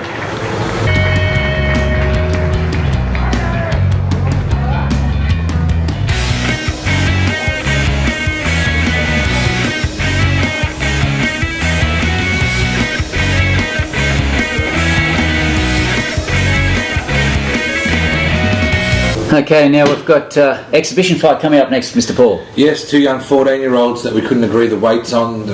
One was a couple of kilos, and one 14-year-old's hit puberty and one 14-year-old hasn't. So okay. One was a little bit bigger than the other, so we just decided to put it on as an exhibition match because we couldn't agree on the right weight. It's very hard for the young kids to lose weight and make them drop weight, so the fairest way is just to let them fight. No decision. They don't go full ball. And sounds good, mate. Gives them experience and.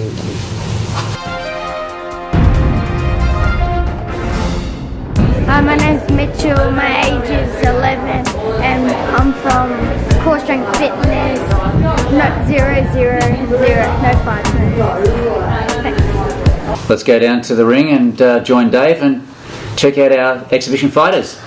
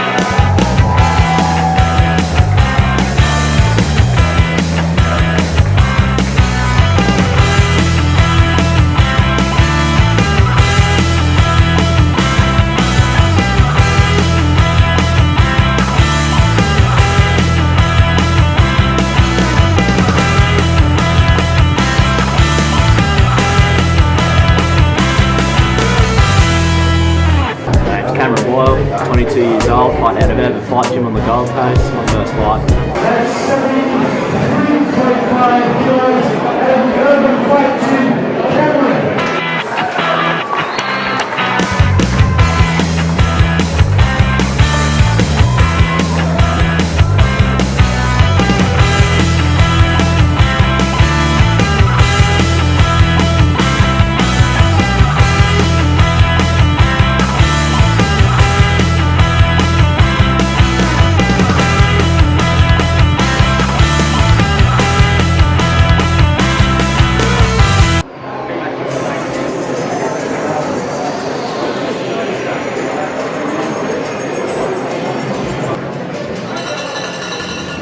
Round one. The team comes out bombing. He played the possum. He didn't want to look into his eyes. Cameron sense of insecurity. Now he's come out and he wants it. Everything he's throwing is 100% power. He's launching into his attacks with hooks, punches.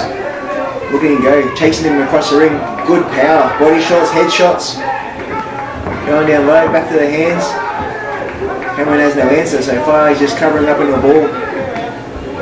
It's a full-on fight, eh, Paul? Yes, Martinez come out swinging here. This is awesome. Oh, in we go. Mixing his punches up. Should be ending that combinations with the kicks, but he's just concentrating his boxing.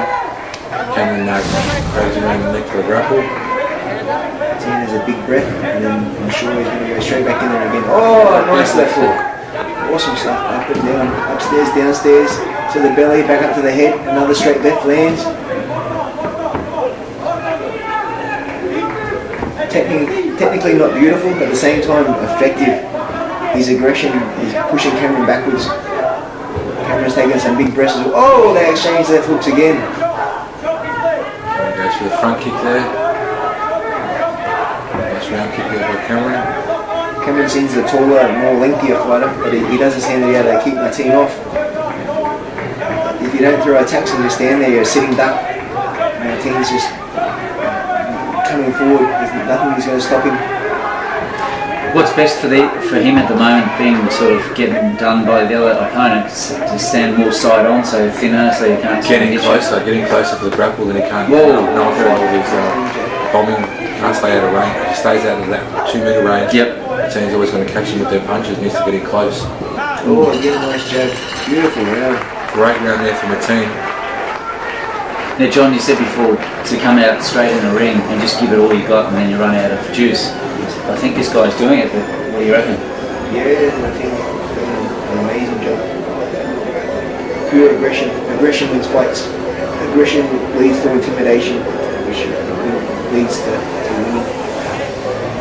And half the fighting is physical, and the rest is mental. And if you've got a guy that keeps coming at you with that look in his eye as if he's going to do some serious damage to you, a lot of people will either harden up and start fighting back, or they'll just go into round two, a little ball and wait to die. Again, I think he comes out 100 miles an hour, but this time Cameron looks like he's starting to fire back with his own shots. Needs to John Wayne to stay in this game. He needs to come back. He's getting dominated up until this point. Looks at the corner. Cameron has a quick look at the corner, looking for some instructions. Both boys are carrying their hands very low. Cameron seems to have lost his mouthpiece. Cameron recalls time. Straight back in. He's getting a bit of hammering there on his face. Yeah, he's taking a few knocks. But on the ring you don't feel it. The adrenaline's pumping. The last thing you're worried about what they look like. So winning is everything. Oops. Inside leg kick there. We're getting a few of these today, mate. Big balls. Probably having big balls. You're getting away.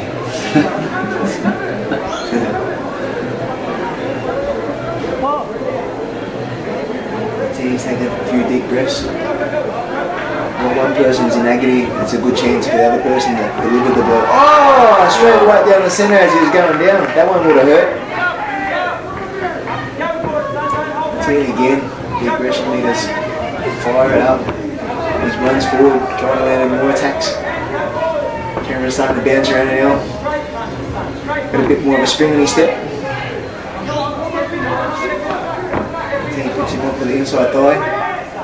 Oh, Cameron, yes. Body kick. And then he gets caught with a punch. Cameron's carrying his hands very low. Martin's not sort of giving way, is he? He's just going up forward all the time. He's following. Very aggressive. There's nothing that Cameron's doing that's preventing him from coming in. As soon as he comes forward, Cameron just covers up. Martin could punch him all day if he wanted to. At this stage, John, what do you think's the best thing for him to do?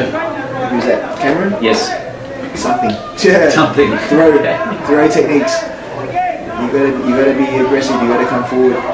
You can't let someone tell you it. Otherwise, they're going to grow more and more confidence as the rounds go. And you clearly get another dominant round by Martin. Awesome. Good stuff.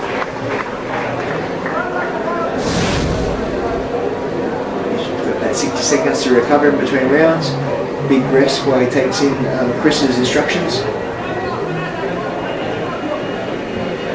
There's Richard Walsh giving his fighter some much needed advice on what he's going to do this third round that is going to help him get over the line. There'll be desperate times in the red corner there. They'd have to pull out something special. Martin just looks like a demolition machine. Doesn't even look tired at the moment. No, he doesn't.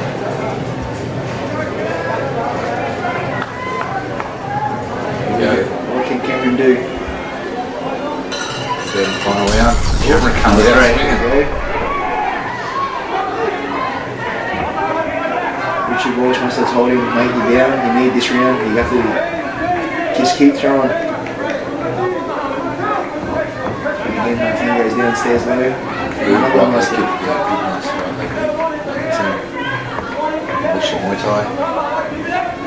Now that the fight's starting to end the last stages too, Cameron doesn't have that snap in his punches either. So even if he does land, they're not going to have any authority on them. And there they exchange jabs. Martin just out of range a little bit. Bit of an air swing with that hook. Another leg kick lands. Oh, Cameron looks very exhausted. Deep breath there, yeah. Hands are low. Both boys' hands are low. They're both tired. It's the last round. They're both giving it everything they got. That's it. Who wants it more? Oh, Martin comes in again. Cameron sticks out the lazy jab. Oh, beautiful straight right. 2 punches. Oh, and again they exchange. Oh, inside thigh. Inside thigh. The crowd's loving it. Oh, they're both dancing around, waiting for the timer to go off. Oh, another straight right by Martin. Awesome stuff there. Comes downstairs and another leg kick. Those seconds ticking away, they're becoming longer and longer for the boys. A little bit of head movement, launching uppercut. Goes down the stairs, just misses his target. Again, both boys' hands are very low. Cameron senses that Martin's a little bit tired, comes in with some more leg kicks. Again, swing and a miss. And again, Cameron swinging and a miss. And that's the end. Great fight. Great fight there. A good fight there for Martin. Good fight for Cameron to finish it off on his feet. Tell you what, the boys will be pretty hammered after that fight. He knows that he's got it. And showing the crowd, he's still got plenty left in the tank. Here are another 3 or 4 rounds, I believe. Now, Martin, Paul, you said has had a few fights already. No, it's his first fight. Yeah, first fight. He showed a lot of integrity, a lot of aggression. Let's go straight down the ring and check out what Dave's got to say.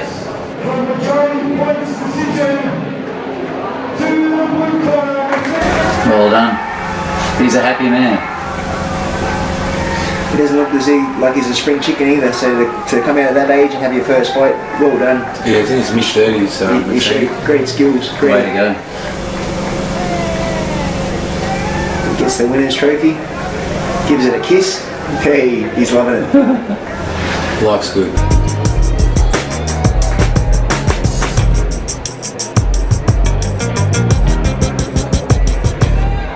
Fight number 10 tonight. Yep. In the blue corner we've got R.D. Davies from Ironfish Gym. He's coming up against Robbie from NTG, trained by Siren Mong Kong Kong. That's a good name, mate. Yes, Siren's Thailand name, because when you go to Thailand, they give you names, I believe, and Siren left here is... Yes, Mokonton translated means the Golden Dragon. Golden Dragon. Hi, my name's Ardy Davies. I'm from Iron Fist in Rochedale. I've had 4 fights, 1 win and 3 losses.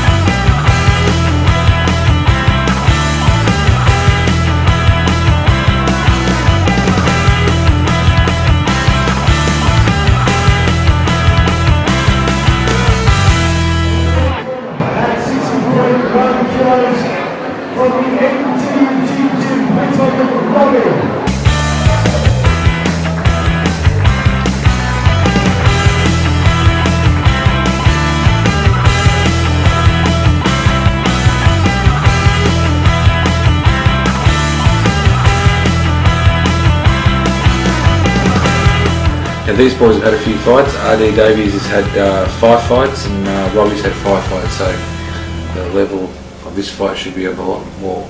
60 kilos. 60 kilos. No shin pads, so these boys mean business. No shin pads, they're both pretty buffed. Should be a good fight. They both look very focused. And our man in centre ring is back to Mark Saraceno.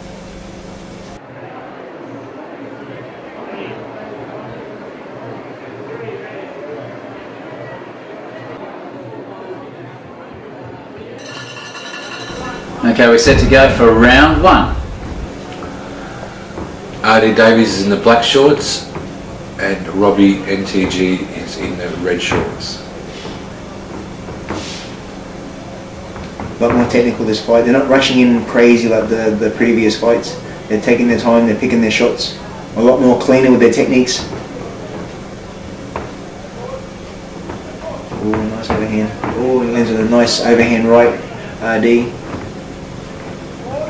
Oh, Robbie comes through with nice punches of his own. RD puts the head down and just swings. Lands with a nice solid jab though. Robbie caught that kick there, but didn't pursue it.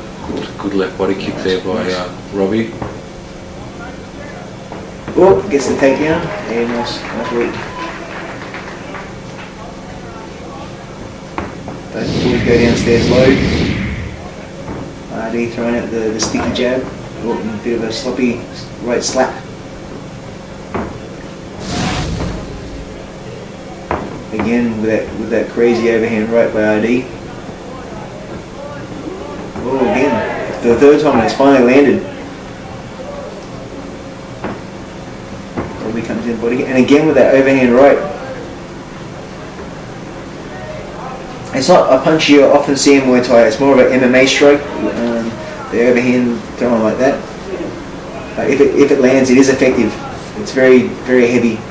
Your whole body. Oh, again, flush on the jaw.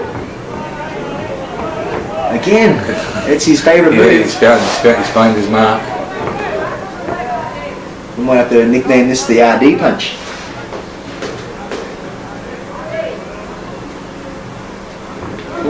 Flies out of tee. Yeah, good tee. That was a great round, John. Good round. Yeah, definitely blue pointer there, John. RD's round. More aggressive. Yes. Yeah. It seemed Robbie had the better technique, but he was just getting caught over and over with that overhand right. Siren will be telling him some wise words there in the corner. Yeah. Possibly along the lines of keep your bloody hands up. Main protection, of course, being your head, mate. Yes. First rule of Fight Club, we don't talk about Fight Club. Second rule, keep your hands up. But we don't talk about that either. Because you've got to refer back to round 1. to the rule 1.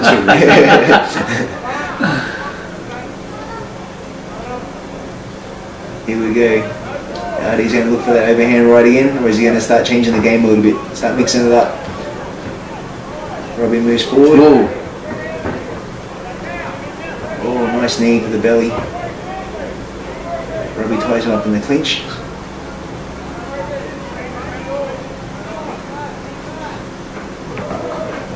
Nice leg kick. He wants to try and get out of that corner, doesn't want to get stuck in there. Good chop. Good chop. Leg kick there by Robbie, and again.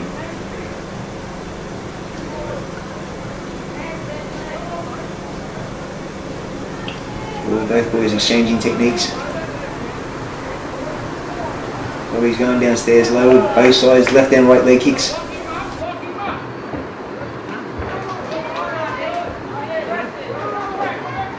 Definitely landing more technique is Robbie. I think RD's game plan of the overhand right, I think Robbie's worked it out now. He knows it's coming, so he can predict it and counter with his own shots, his own scoring shots. Nice check there by Robbie. Oh, again. Nice good outside leg kick here again. He hasn't checked one of these leg kicks yet. Has RD. Oh, that overhand right by RD. Close fight, there's nothing in this whatsoever. I'd go one apiece. One round to the red corner, second round, and the first round to the blue corner. So it all boils down to this fight, this round.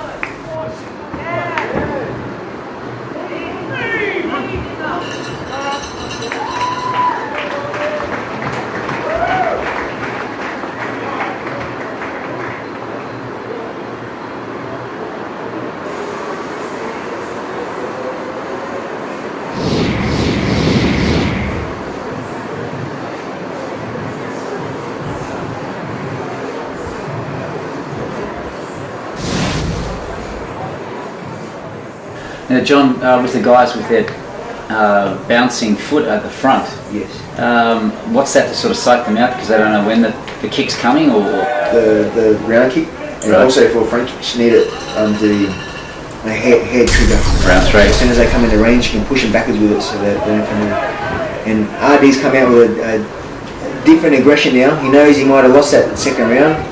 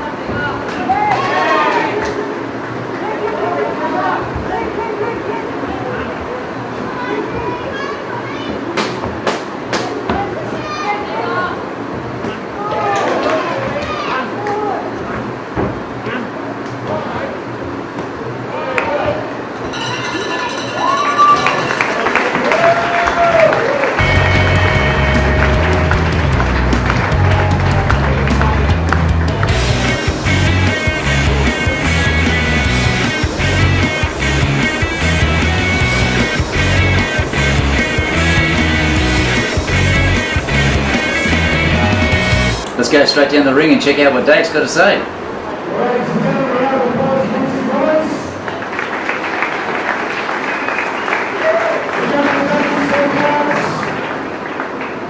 Red corner,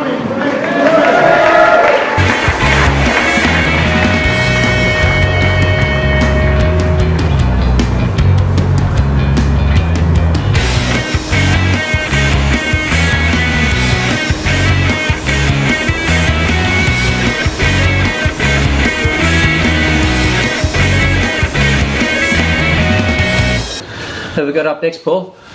Up next we've got from the red corner, we've got Azim from the cage up against Jaden from Iron Fist Gym.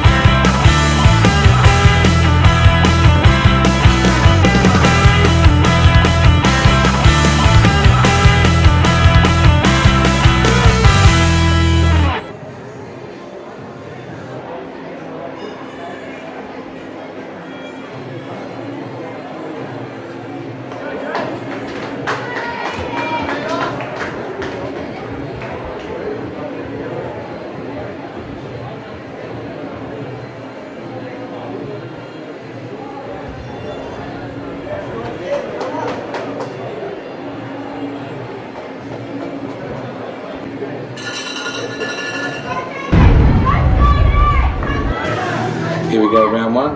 Number one. Oh, nice.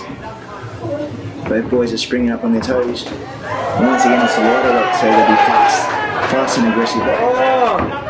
No good, man. Oh, my goodness, Azim looks like he's rocked. He's on wobbly legs. Jaden comes in again, uses the front kick.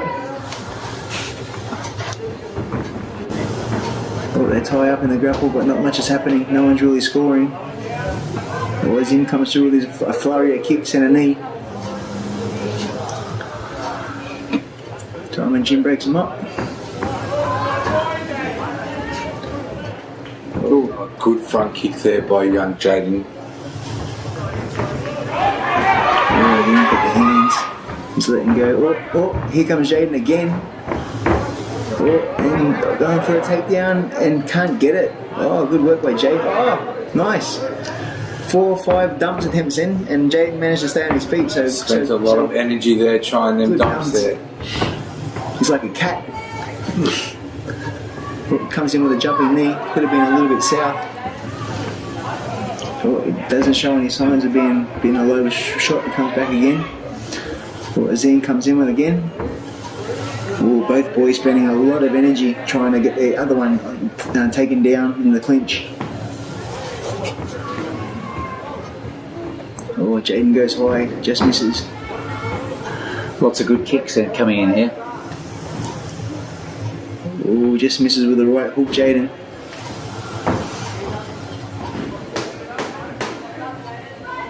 Oh, they're both starting to slow down a little bit now. They're not quite as springy as they were at the start of the round. Azim changes the southpaw. Oh, they exchange punches. Good solid punch there by Azim. I think that's the end of the first round. And the first. Very close. Hard not to score that one. Yeah, that's a 10-10 for me as well. Good round. Both boys busy but not effective. There was no real telltale shots that anyone seemed to be hurt by. I'm just trying to think of Dan Miller's first girl he had that I knew, Melita Carnivus. You don't remember that name? Oh, black haired girl. She was a really good fighter. That was his claim to fame. Okay. Yeah. 15 years ago, class. 20 years ago. I wasn't born. I'm old. Round number 2. Round 2 between Azim from the cage in the red corner and young Jaden from Iron Fish Gym. Azim starts with left rights. Straight in there with a flurry of punches. And Jaden ties him up in the grapple. Referee Diamond Jim breaks him up. Oh, nice. Oh, a bit of flashy stuff. There's the one I like. Yeah, the hurricane kick. The hurricane. The fake with the back kick and then coming through the other one. Nice stuff. Although it is very taxing. Zapping your energy. I think Azim's played a lot of Mortal Kombat. Yeah. And it was one of his favourite moves there and one of his characters. Okay. If they do connect there, it's not a bad one to connect with. Oh, it's a crowd pleaser. Definitely get the crowd on their feet when something like a spectacular kick like that lands. Again, Azim's got more of the aggression coming forward. Jaden trying to look for something to counter. Can't seem to find the mark as yet. Oh, what was that one? Oh, Diamond Jim applies an 8 count. Got him a bit worried. Yeah, looked like a good body shot.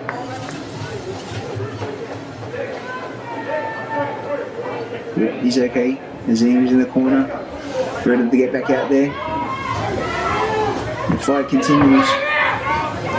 Oh, nice jab. Azim starting to find his mark. Again, uppercut. Jaden fires back with his own. Azim's in there with the knees. Oh, flush uppercut as well. Diamond Jim breaks him up.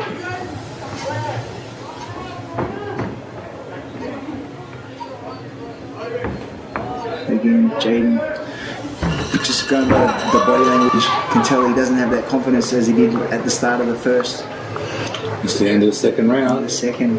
If you have to take that one to Azim, great fight. And a 10-8 round as well with the knockdown. So he's miles ahead on points. Jaden's going to need a knockdown for his own to get a draw.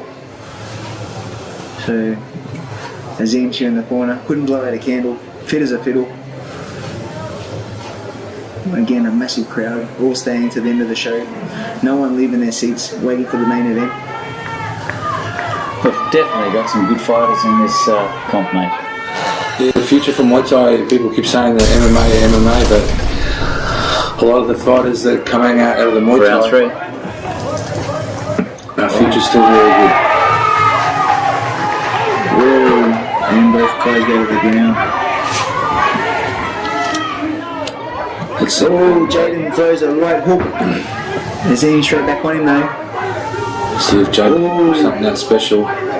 He needs something special to come out with his victory. Good knees there by Azim in close. Again, Azim looks like he doesn't want to be there. He might get another 8 count. Oh no, Jim's just waved them on and told him to fight on.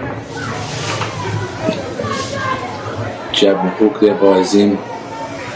Ties him up against the ropes.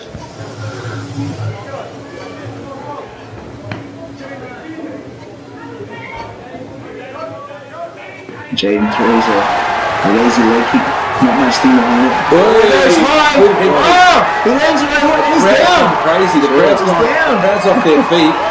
It's an 8 count, 1. This could be what Jaden's been looking for. Can he put him away? We asked for something special from Jaden and he has delivered. The tide's turned, mate. The tide has turned. That was a very solid head kick. Can Jaden capitalise and put him away? Oh, again another right hook by Jaden. Oh, they tie up, it gets a little bit messy. Diamond Jim breaks them apart. Azim still looks a little bit rocked. Legs aren't quite there yet. And another right hook, and another one too, and another one too. Oh, and Jaden just misses. Oh, he gets one down the bottom. It's a bit of a sneaky puncher.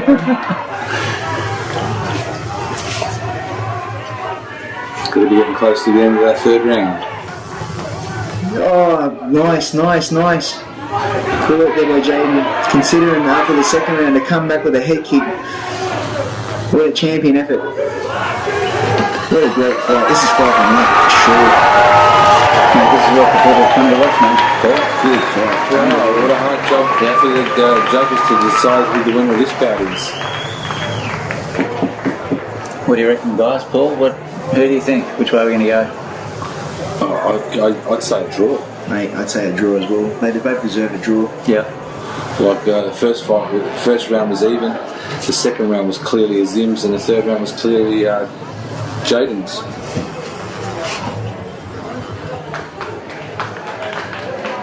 Let's go down and draw the crowd and Dave and see what our verdict is. See if they can find a result. Yeah.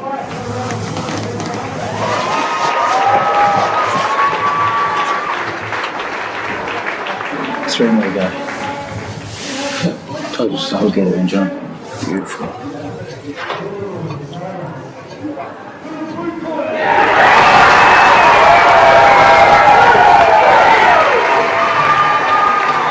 found the winner, and it's gone to the blue corner. Well done. They must have had a very sharp pencil for that one to find the winner in that fight.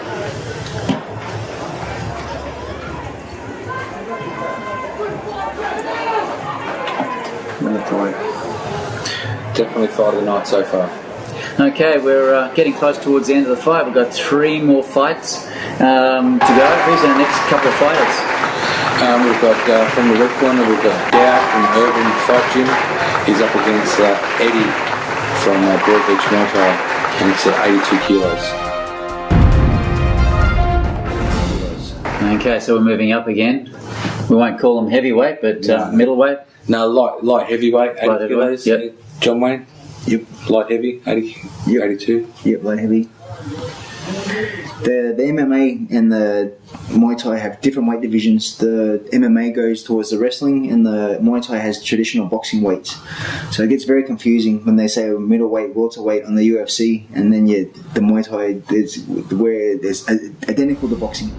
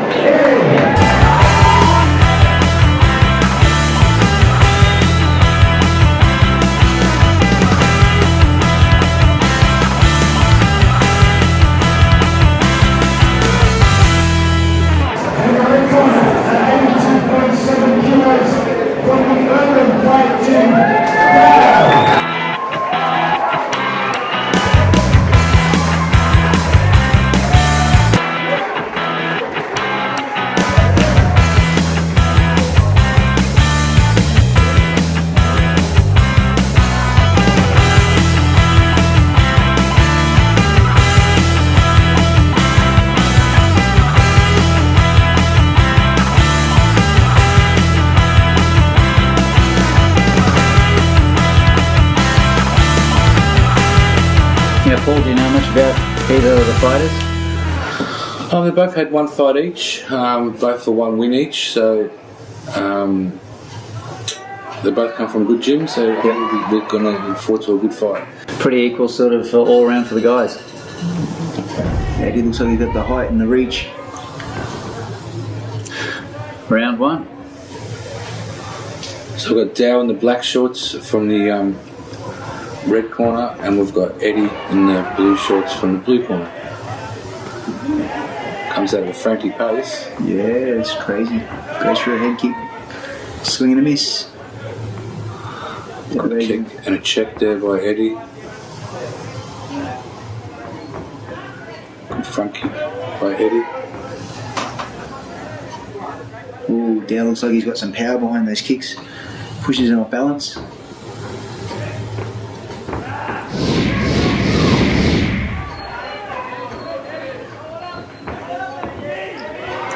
Down, goes the head, goes the body. Ooh, good step up knee there by Eddie. A lot of punches coming through. Good kick and good check there by Eddie. Good outside leg kick by both boys there. Another one by Eddie. Eddie want to keep your hands up. That overhand right by Dow looks dangerous. Oh, just as I said it, there it was. Nice front kick there by Dow. There it is again. He's looking for that overhand right. Every time Eddie comes in, Dow just look. Oh, and it swings again. He swings with bad intentions too. That stockier frame, much like Zambidi's. That's it, he covers up. Eddie comes in looking for the leg kick. Pushes, oh, nice step up knee, beautiful. Hands up, Eddie, otherwise it could be a short night. That's it, oh. He's running up the points here.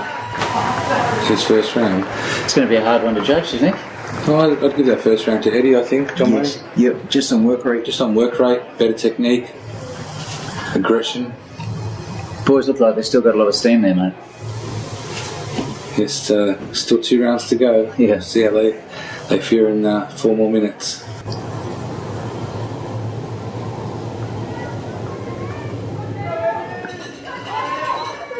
Pretty expensive punish? Yeah, the local mob punish and great gear they got too, round 2. Nice long jab there by Eddie. Dow looking for that overhand right again. Oh! Right hand by Dow. It gets his attention.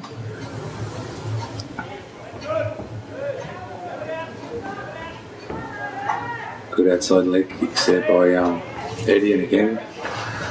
Dow just seems, again, Dow's got that solid footwork. He's just in that one spot, feet planted, looking for that big punch.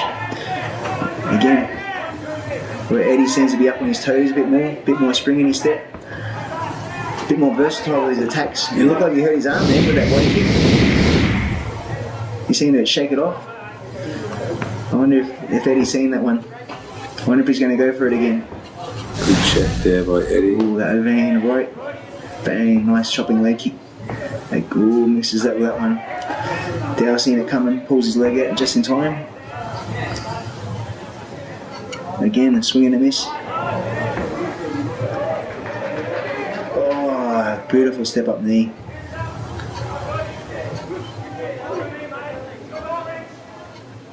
Again, Dow trying to create some space, letting Eddie walking onto the shots. I think Dow might be in a bit of bother. He looks a little bit tired and doesn't seem to have that same snap in his shots. Big step up knee that just missed Dow's head. Lots of punches there. Straight right, and again, another knee into downstairs. Oh, Eddie can't do nothing wrong. And like I said, John Wayne's got a good variety of kicks and punches and knees. He's mixing it up really well, is Eddie. Oh, that one winded him. I think that deserved a count. Yeah, he's in trouble. If Eddie's clever, he's going to jump on him. And saved by the back. He's going back to the corner, head down. Again, judging by the body language, you know if you want around or not, and you can tell Dow's doubting himself a little bit now. He's in a world of hurt. Possibly he's winded from that last knee.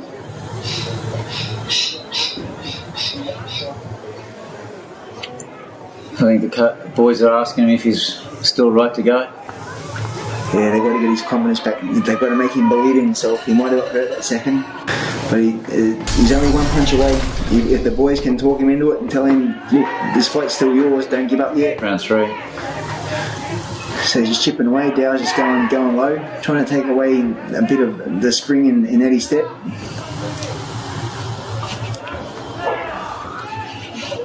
But again, Eddie looks so focused. Oh, again, that step up knee. He's taking some punishment now. Oh, he's come back. There we go. Eddie, Dow comes back with a couple of his own. Very flat-footed Dow though. He needs to get up on his toes. There we go. Flat-footed means it's very hard to check. It's very hard to block those leg kicks when they come slamming in. And after taking as many as he has, he really needs to get that defence up. That's it. As he comes for an attack, he walks straight onto that knee too. See those deep breaths, John? Yeah, he looks a little bit tired. Again, Eddie's just feeding off all this. He's getting more and more confident. He knows that it's almost over. He's looking for a stoppage. Winning by points is good, but winning by knockout makes a statement. Shot it high there. Winning by knockout is the slam dunk of Muay Thai. That's the one that we're going. The golf hole. Oh, big right. Oh, big left hand, big left hook. He's still got a bit in the tank. Oh, another leg kick, and Dow comes back with his own. But has he got enough to jump on it? I think with the touch of the gloves, I think that's a bit of a gentleman's agreement, mate. I think he got me. Again. Nice uppercut combination there. Yep. The hands. Now Dow comes back with his own. Oh, walks into that knee. This is a great round. It's been a good fight. Chopping downstairs again, Eddie. Eddie's defence is tight. Way to go. What a fight. End of the third round, and you have to go blue corner on that. Definitely win there for Eddie.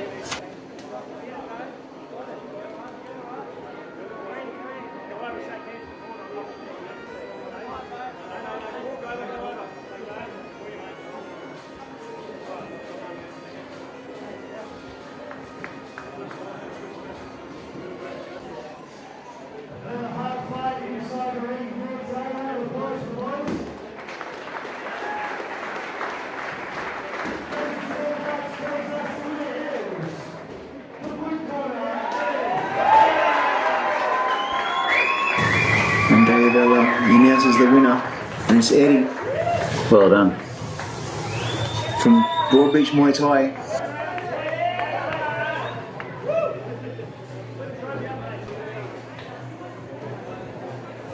So talking about trophies, John, how many trophies have you got all up from the lifetime of sport? Crikey's, I've had 116 fights. Wow. And usually get a trophy a fight, so yeah, a lot. A lot. Where do you put them all, mate? I've got them at the gym. Got all showing them off at the gym. So between the belts and the trophies, there's a lot of places for the spiders to hide. Now, John, for all those viewers out there across Australia and New Zealand, if you ever do come to the Gold Coast, mate, where do they go to come and visit you, train there, or just come and check out the trophies that you've got, mate? I'm at Burnshaw Gym. I'm in Burleigh Heads in Cordham Drive. We welcome a lot of visitors. A lot of people come from interstate or overseas, and it's really nice. It's a really nice compliment when people come to the gym and get a photo or come and do a private lesson or do a class.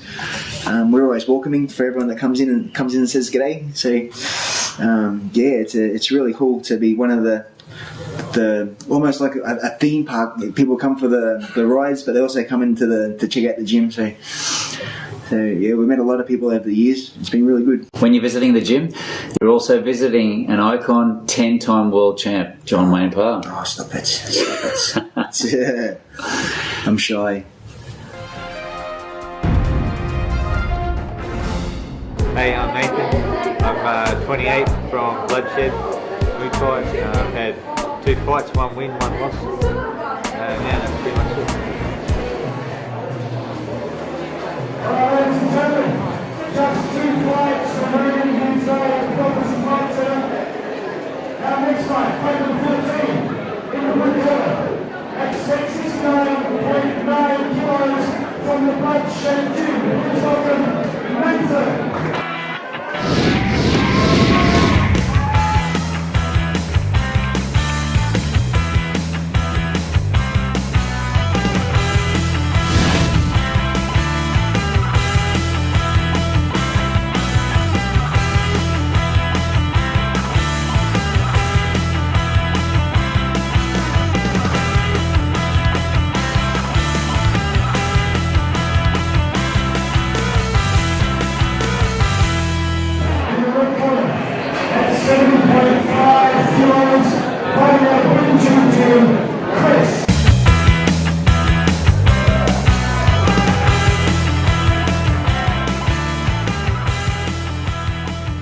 Okay, let's go down to the ring, and we've got our fighter being let out by the one and only. There he is, the man. There he is. Now, John, what can you tell us about your boy? Chris has been with me possibly just over a year and a bit. Yep. He has a solid punch. It's good hands. He's still a little bit green, but every fight that we have, he's learning more. He's getting better. He's getting more confident with himself. Mm-hmm. So still a work in progress, but we're getting there. Now, I've got a bit of a height difference, I think, on these guys as well. Yeah, Nathan's got a little bit of height. He comes from a very strong gym. Yep. With the Bloodshed boys. So we didn't take this fight lightly whatsoever. We trained hard. So You can see Nathan's got a few inches on us. Yeah.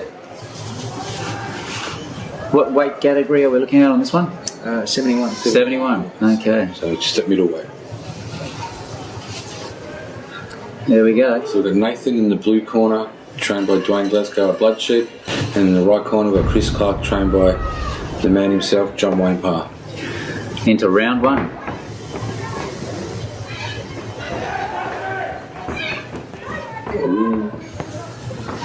That's it, both boys coming out aggressive. Let them go.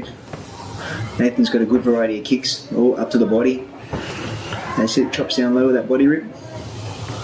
Oh, again he goes high with that head.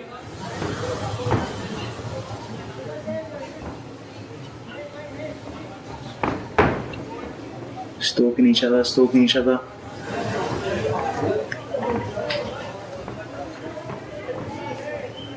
Nathan thought about going for a kick, then hesitated a little bit. Goes downstairs again with the punches. Definitely harder to get in there with a guy who's got a longer reach. Yeah, when he's punching in the head full extension, that means you've got to step in, and if he's punching in the head, it's impossible to move your legs. Chris just glances with the over. Oh, head kick just hits the jaw of Chris. He looks okay, but again Nathan goes high. Nathan's starting this fight in a frantic pace.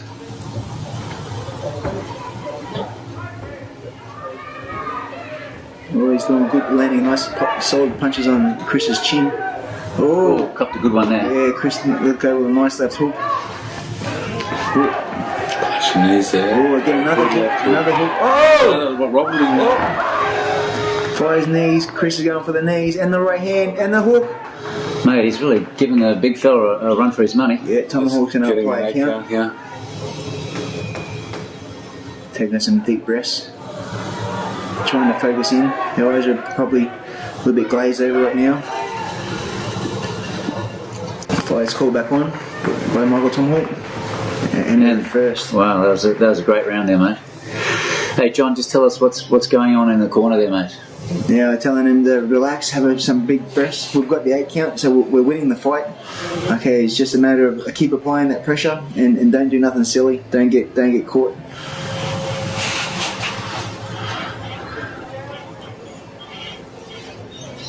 Now, for a fella in this stage to be sort of tall and just copping a few from a smaller fella, that's a bit of a downlet for him, sort of putting him off pace for the fight. No, it's fighting. You know you're going to get hit. Doesn't matter who your opponent is, smaller or shorter, they're going to hit you. It's just how you recover from it. Do you get intimidated, or does it turn you on to make you be more aggressive? Yep. Go for a touch glove for the second. Nice front kick to start the round with there by Chris. Round 2.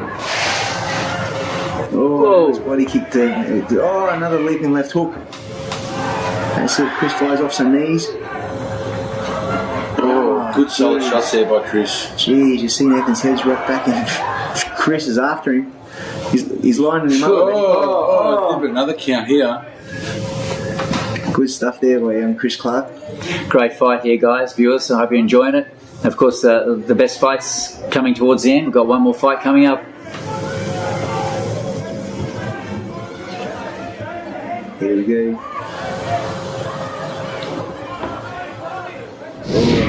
Chris being the more assertive, letting the hands go, looking to stop this fight, launching in with the hands. Oh, lands 1, 2, 3 in a row. Chris piling on the pressure here.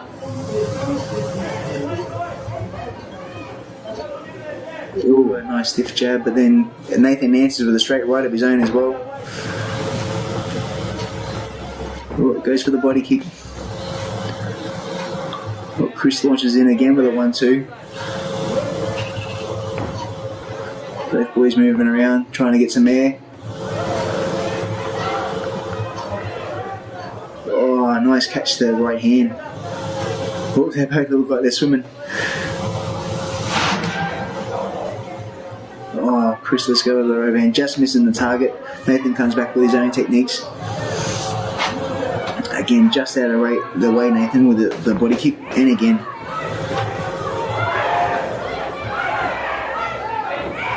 Oh, again, the sweeping left hook. Both guys taking a lot of punishment. Potential there for a knee. That was the end of the second. That was a good round there, Paul. It's another 10-8 round to Chris Clark. Chris Clark's up 10-8. Nathan needs to pull the rabbit out of his hat and score a knockdown victory, otherwise he'll be losing this one on points. So your boy's doing pretty well there, John. Yeah, mate, he's definitely winning. There's no doubt about that. So now we play the game. Now that we're so far ahead, it's just a matter of not making any mistakes, because you don't want to be this here and just be careless and walk into something that you shouldn't. Otherwise, to be that far ahead and to lose by something silly is devastating. You just get so angry with yourself. Round 3. Oh, again, Nathan comes out aggressive. He knows that he's down. He's had time to recover. He's had some water on the head. He's a bit more clearer now.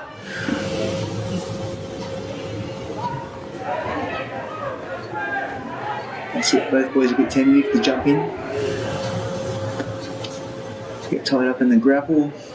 Chris fires a few knees before Nathan puts the leg block on.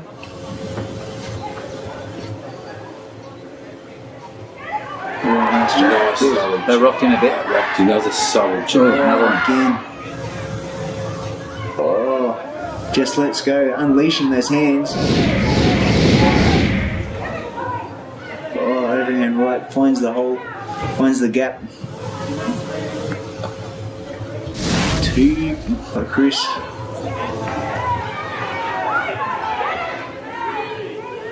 Oh, left hook, right hand. They tie up in the clinch. It's a little bit messy. Mr. Tomahawk's going to separate him, bring him back into the centre. The fight starts again. Not far to go now. Oh, another stiff jab. Oh, straight right and left hook. How tough is Nathan? He's taking heaps of punishment. He's bleeding too, mate. He's cut. And the fight goes on. Yeah, it's on the side of the eye. There's no dramas there. The blood impairing his vision. He's fine. Oh, another straight left right down the centre. Those big kicks taking out a lot of energy there too, John. Yeah, when they don't land, it's very heartbreaking. When you're so tired and you throw a technique with all your power and you miss. That's the end of the fight. That's in the third. Good fight. Well done, Nathan, for standing up for that 3 rounds and not giving up. John Wayne Parr, round 8, Paul. It was very dominating win by John Wayne's boy Chris Clark there. He dominated him in every aspect. Let's go down to the ring and see what the man's got to say.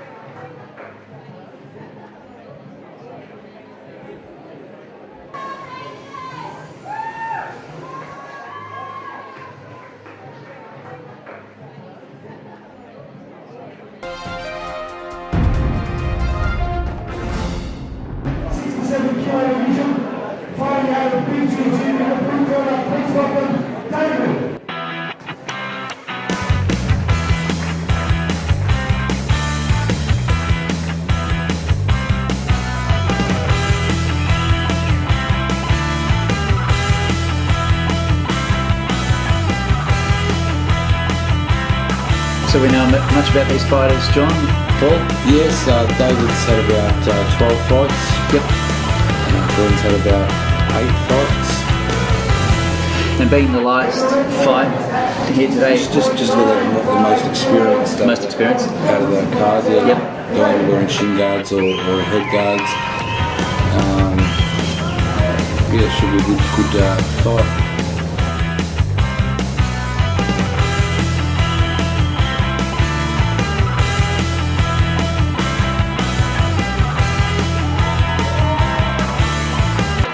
Big reception there for Glenn Barrett. He's got a good fan base on the Gold Coast. He's fought on my shows a few times, one on the PCYC and one in the cage. He's a very tough customer, always comes to fight, and the crowd really appreciate his style. Always aggressive. You find a lot of Muay Thai fighters coming over the fighting cage as well, John? A lot of guys put their hand up. Yep. At first I copped a little bit of criticism for my efforts of blending the two sports together. A lot of people didn't believe that Muay Thai belonged in the cage. But after the first show, I've managed to change people's perception. And it's once you see it live, you can't help not enjoy it because it's so violent, and that's what people want to see, knockouts. That's it. It's very violent. A lot of blood, a lot of cuts. Yes. Doctor's very busy on your show. Yeah. Okay, we're going into our last fight. Round one. We've got Glenn Barrett in the red corner with the black trunks, and we've got David in the silver and blue shorts from the blue corner. Ties up for grapple straight away. Oh, nice jumping knee. Again, David's got the good launching knees from the grapple position, and they're stinging with the tip of the knee to the rib cage too. Very painful. Oh, and Glenn gets the takedown. Oh, not quite. Almost. They tie up in the ropes. Mr. Tomahawk separates them. They're back in again. A little bit of a clash of heads there. Hopefully there's no cuts. Again, they're not wasting any time to get into it. Oh, again, David goes for the takedown, but Glenn's too well balanced. Got a good low center of gravity. They tie up, things getting a little bit messy. Well, Glenn's still landing, and Tomahawk's going to break him up. Oh, nice jabs. And then Glenn comes back with a leg kick.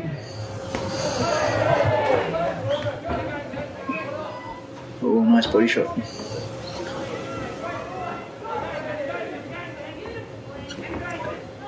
Oh, again, the leg kicks are taking their toll. Oh, good jab too by Glenn.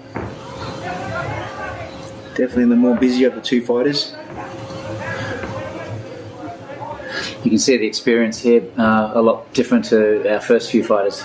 Yeah, they're throwing more with seeing their targets a lot easier. The other guys are just throwing for the sake of throwing, where you can see these guys are actually placing their shots where they want them to land. Again, Glenn's got a big smile on his face. He knows he's doing really well. Good round. Yeah, put that one away for Glenn Barrett. He won that first round, 10-9. Now, when we get guys out in the ring hamming it up like the Mundines and of course Glenn here too, like sort of smiling, does that sort of psych the other person out because he's smiling and feeling very confident? Depending what your headspace is. Sometimes it does. Sometimes it's a show of that they're invincible. Yeah. Other times it just makes the other opponent angry and wants to punch him in the mouth.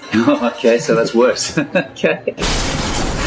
It looks like Glenn's having a good time in there. Yep. He's trained probably for 6 weeks for this fight, and this is his time to shine. So he's loving it, and he's winning. Oh, nice straight right. Oh, David's coming straight back with his own. He's not going to give up that easy. He's here to fight also. Both tie up, not much happening. Tomahawk splits him up.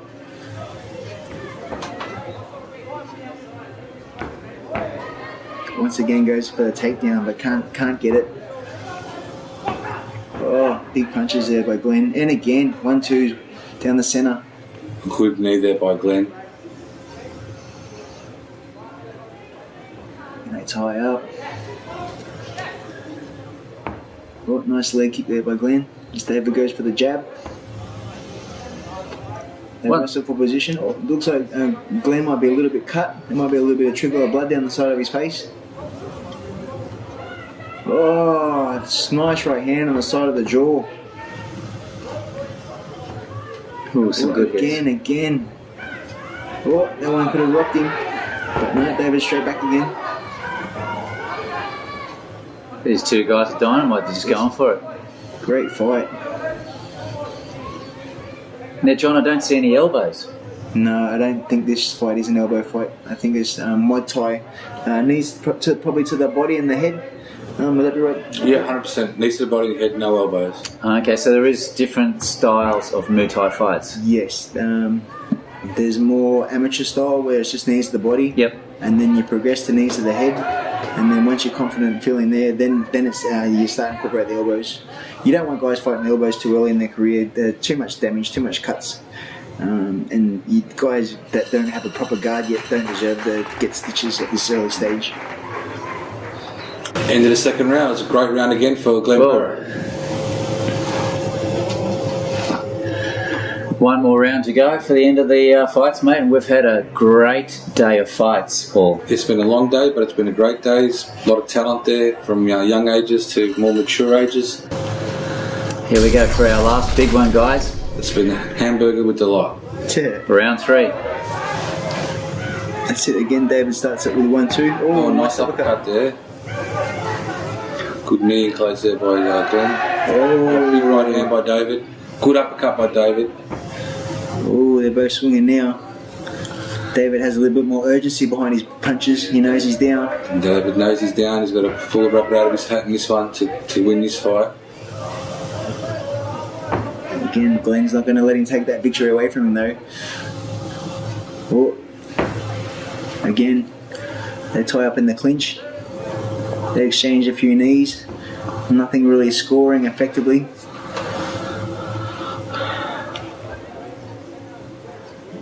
Tomahawk's going to step in and break them up. Both go back in the centre ring.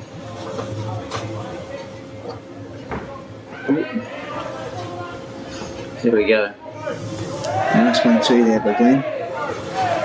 And again, Glenn applying the pressure. Oh, they're both letting go with right hands. Oh, Glenn just missing. If that one had landed, it could have been an early night. David looking a little bit wobbly on his legs. Oh, again 1-2 by Glenn as he charges forward. 3 hard rounds. The boys are sort of giving it all they got. The finish of the fights. Oh, again, Glenn with the right hand. They tie up. Just a couple little cheeky little knees. Not much oomph behind them. Just showing the judges that they're still scoring.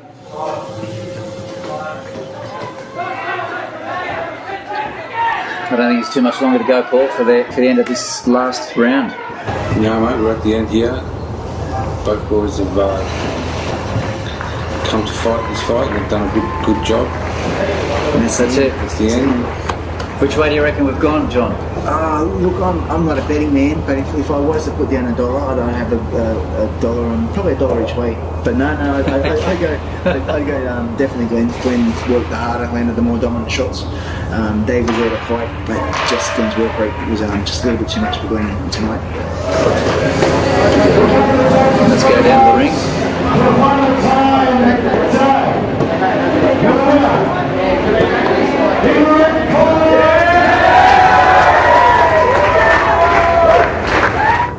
It's victory for So Prophecy had a good night. Tonight with 5 fighters on for 4 wins. Great fight. Well guys, I hope you enjoyed our big fights here. Thanks to Mr. Paul here from Prophecy Fight Centre. Thank you, Peter. And of course a very special thanks for John Wayne Parr. And of course mate, good luck over there in Canada. Yes. We'll all keep our fingers crossed. All the best for you. Hope you guys enjoyed yourself here on Surfaroo Sports. We'll see you next time on Surfaroo Sports. See you then. Woo! This has been an Entertainment Plus production for Pete the Surfaroo. Special thanks to commentators Paul John Wayne Parr and Pete the Surfaroo. This is Darren Moritz speaking. See you next time with more action on Surfaroo Sports.